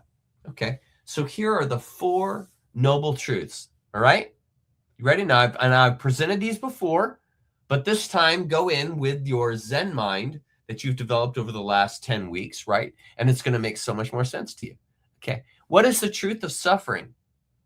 Suffering pervades existence. It is impermanent and it is unsatisfactory. Okay. It pervades our existence. It is impermanent. And let's see, here's some good news. It's impermanent, but it's also unsatisfactory. Now, these should be the first links to helping you through pragmatic, practical thinking to release by understanding that suffering is impermanent. It's secondary. It's a mind thing. It's not permanent. It's not you. It's an attachment from your mind. It's the first clue to releasing yourself from suffering is understanding that it's not the world that is causing your suffering. It's your perspective of it. Remember Joseph Campbell's quote, "This world, with all its ills, with all its horrors, with all its stupidities, with all its darkness, is the golden lotus world, is the golden lotus world right now as it is. And if you cannot see it as such, this is not the world's fault. What must be corrected is not the world, but your perspective of it." You see, one of the greatest quotes of all time. And here, this is exactly what the Buddha was pointing at in his first of the Four Noble Truths. It is impermanent, meaning it's your perspective. It's not the truth. And it is unsatisfactory. So understand, brother, if you try to make it permanent, or if you hold to it, you will be unsatisfied. You will be unsatisfied. And this is coming from a dude that spent his entire life studying this. So it might behoove you to listen to what he's got to say. It is impermanent and unsatisfactory. Second, what is the origin of suffering? The origin of suffering is craving, attachment, and ignorance. Again, you. Why are you ignorant? Because you haven't done the studies. You haven't done the work. You haven't participated to have the experience to experience the truth. So in other words, what is this endorsing you to do? To give yourself to life. Stop craving life. Give yourself to it. Do you follow? Craving attachment isn't the actual experience of life. It's the experience of your own freaking mind, which isn't real and doesn't exist. Ignorance is the reason you do that, because you do not know, you're not sensitive. You don't realize that it is you that is holding to life, thinking that it is permanent, meaning the suffering is permanent, that you have to hold in order to end suffering. And that's a lie. You release to end suffering. It is impermanent. Stop being attached to impermanence. Stop being attached to illusions, namely your freaking mind and its ideas. Educate yourself. Educating yourself and release, you see, are going to frustrate the origin of suffering. Do you see that? Do you see that? Okay. So this is, again, these are ways for you yourself to free yourself. No need to pray for any assistance. No need to pray for some God to come save you. You have that ability inside yourself already, because you already have that power. It's simply a matter of accessing it. It's simply a matter of perspective, like the quote I just told you guys in Campbell. Okay, Nirodha, the cessation of suffering. So how do I begin the cessation of suffering? Well, by release. Release of constant craving. Release of its origin. Release of your release of craving that final answer. Release of craving that final definition that tells you, that shows you God. Releasing that final idea that you have of yourself, namely that you're a sinner. Stop holding to that. Did you know that it's you that's holding to the idea that you're a sinner? You're doing that. That's not the Catholic Church doing that. You're doing that. Right? And that is bringing about anxiety because you are holding to a wonder. And just like you don't like to be held on to, nature doesn't like to be held on to. So respect nature enough to let it go. Just like you respect your spouse enough to let them go. That's why you love them. You let them go. You let them be and become whatever they're going to be and become, and you celebrate that with them. No anxiety, no clutching, no holding. This is truth. This is the way of relationship and understanding, for sure. The path to the cessation of suffering. So what is the path? The way is the Noble Eightfold Path. So Chuck, what is the path to end suffering? Here. Right here. The Noble Eightfold Path to enlightenment is divided into 3 subgroups: wisdom, which is knowledge; ethical conduct, no harm to self or others; and mental discipline, release, no self. There is no self. These are divided into 8 paths to cease your suffering. So not only did he figure out what suffering is, its origin, and why it's around, but here he gave you 8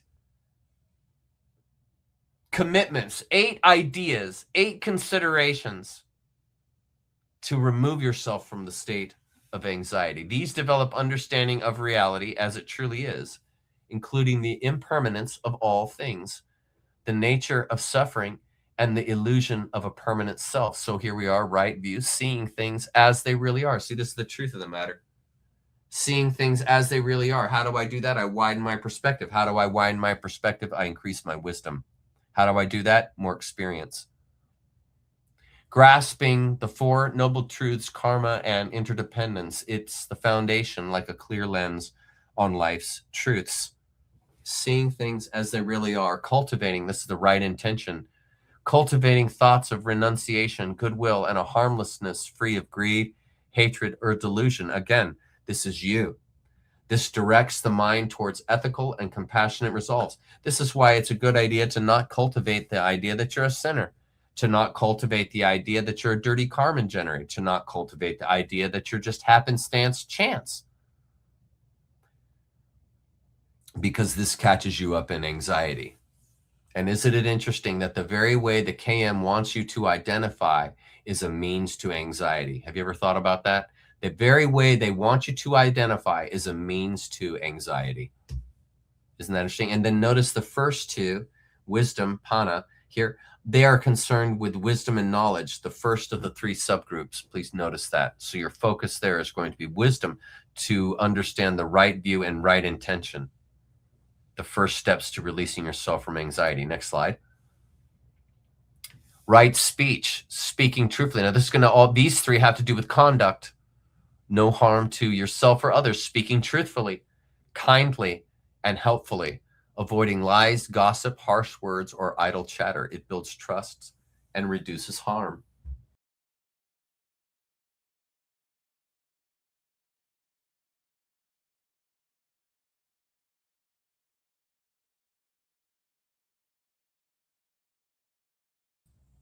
Did I just drop out? I just dropped out, didn't I? Sorry, guys. Happened again. That's the 2nd time in the stream. Sorry. That was, I don't know what happened. It dropped me out. I don't know what happened. It dropped me out. Dropped me out. I'm back now. I'll bring back the slides. Sorry. I don't know why it dropped me out. I don't know why. I'm sorry. Sorry. I'm so sorry. Didn't mean for that to happen. Zen Week 10. Let's get to the slide we were on. Here. This one. Here. This. Okay, sorry about that, guys. Okay, 2nd, 4. Yeah, sorry that happened. Okay, we're almost done here. We're gonna wrap it up here in the next 10 minutes. Right action, acting ethically, abstaining from killing, stealing, or sexual misconduct. This promotes nonviolence and integrity in daily life. I mean, that is just obvious. That's just plainly obvious conduct. Then right livelihood, earning a living without harming others. Now, this one might catch a few of you up. Earning a living without harming others. That's a little tougher one to do in this day and age, because most often a lot of jobs are concerned taking from others and convincing others they need something that they don't necessarily need. I'm not saying all of them. I'm not saying it's all like that. I'm just saying this might catch a few of you out if you're involved with something that takes advantage of other people, or they don't see the full truth, so they get into something they don't really realize what they've gotten into. Anyway, avoiding intoxicants or exploiting others. Obviously, this ensures one's work aligns with compassion in all things. I mean, these 3 are quite obvious. right speech, accent, and livelihood. I mean, obviously, if you're going to have a life free of anxiety, these are going to be obviously concerns that you'll need to integrate. Okay, and then finally, this is our last slide, guys. Right effort, diligently preventing unwholesome states like anger and cultivating wholesome ones like joy through balanced mental energy. That's tough. These last three on mental discipline, these are tough. Right mindfulness, maintaining clear, present moment awareness of body, feelings, mind, and phenomena, often through practices like meditation. And you guys can really see and understand quite clearly how he developed these. Because you guys know, as you guys read these, you know if you engaged these practices, your anxiety be gone. Be gone. Be gone. And that right there should provide an enormous inspiration to you, because it's all on you, meaning it's there for the taking. It's there for the taking. Keep that in mind. It is always there.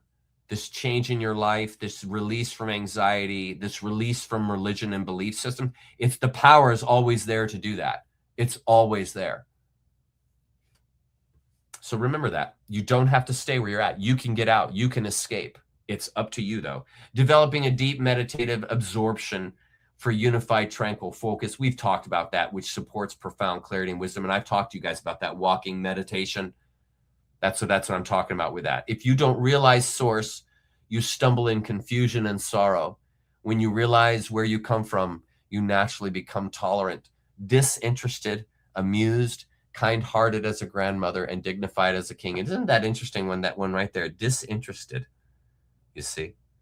Disinterested. You're not taken, right? You're not taken by distractions. That's the disinterested. This is the nonplussed individual, right? You're not taken by the moment. You're able to stay objective, level-headed, and not going crazy, right? Amused, kind-hearted as a grandmother, and dignified as a king. And there you go. There you go. Right on time. Perfect. Great evening, guys. This was fantastic. What a great evening. And we finished chapter 1, so we're all good. Yeah? Right on. All right, you guys got any final questions before we call it a night? Yeah, balance. Yes. I like it. Balance. I like that. I like that. Yeah. Nice. Oh, wait, where'd that go? Here, this. Mind becomes sharp and singled into one concept of actual state of in-between thinking, which allows the subject to be united with the bigger picture. Thank you for that. Yeah. Thank you for that. Thank you for that. Right on. Yeah, right on. So glad, Fortune. And Fortune, I'll send those to you in this week's Zoom mailing. So you'll get all the slides for your records, love, and you can collect those and save them. So someday down the road, when I'm long gone, you will have the records of our time together, which is brilliant. Yeah, very much. Yeah, right on. What does that make me? I don't know. I talk a lot, though, so I think I'm a narcissist to you. Yeah, probably because it's a control issue. Probably just putting their voice above yours, I guess.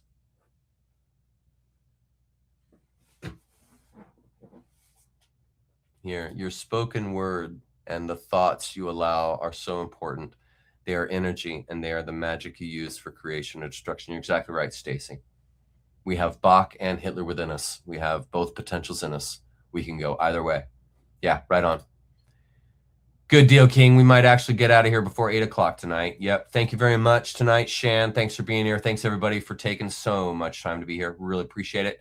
I'm hoping that by next week, I will have one of my items available for sale on my swag. That's my goal. By next Saturday, having something available that I can sell. That's my goal. I'm going to definitely go for it. Thanks, 9mm. That means a lot coming from you, because obviously you are a discerning person and don't waste your time. Thank you for being here. I appreciate it. Thank you so much. Nice. I'll take it. I am a Gemini. Very good. Yeah, you're welcome. You're welcome, Lori. You're welcome. You're welcome. You're welcome, Michelle. You're welcome. You're welcome, Catlin. Yep, you're welcome so much. Yep, love you too, Fortune. Thanks for being here. Thank you so much. Yep, you're welcome. Glad to be here. Love you guys. Thanks for being here.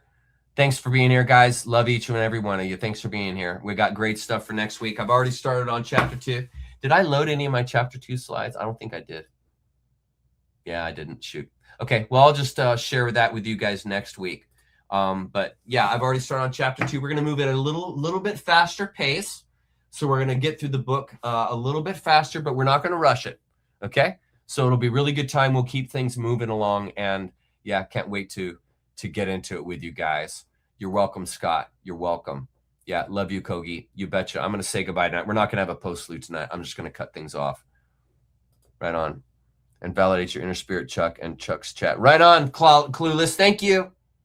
Love to have you here, Clueless. You are a diehard. You're here every week. Thank you so much for being here. And you too, Aaron Jane. You're here a lot too. Thank you so much, guys, for being here. And King, yes, here from the beginning. Right on. Love you guys. I will see you guys next week. It's going to be a good time. We'll see you. No prelude or postlude tonight. I'll see you guys next week. Thanks for being here. Love you guys. We'll see you next week. Take it easy. Bye-bye.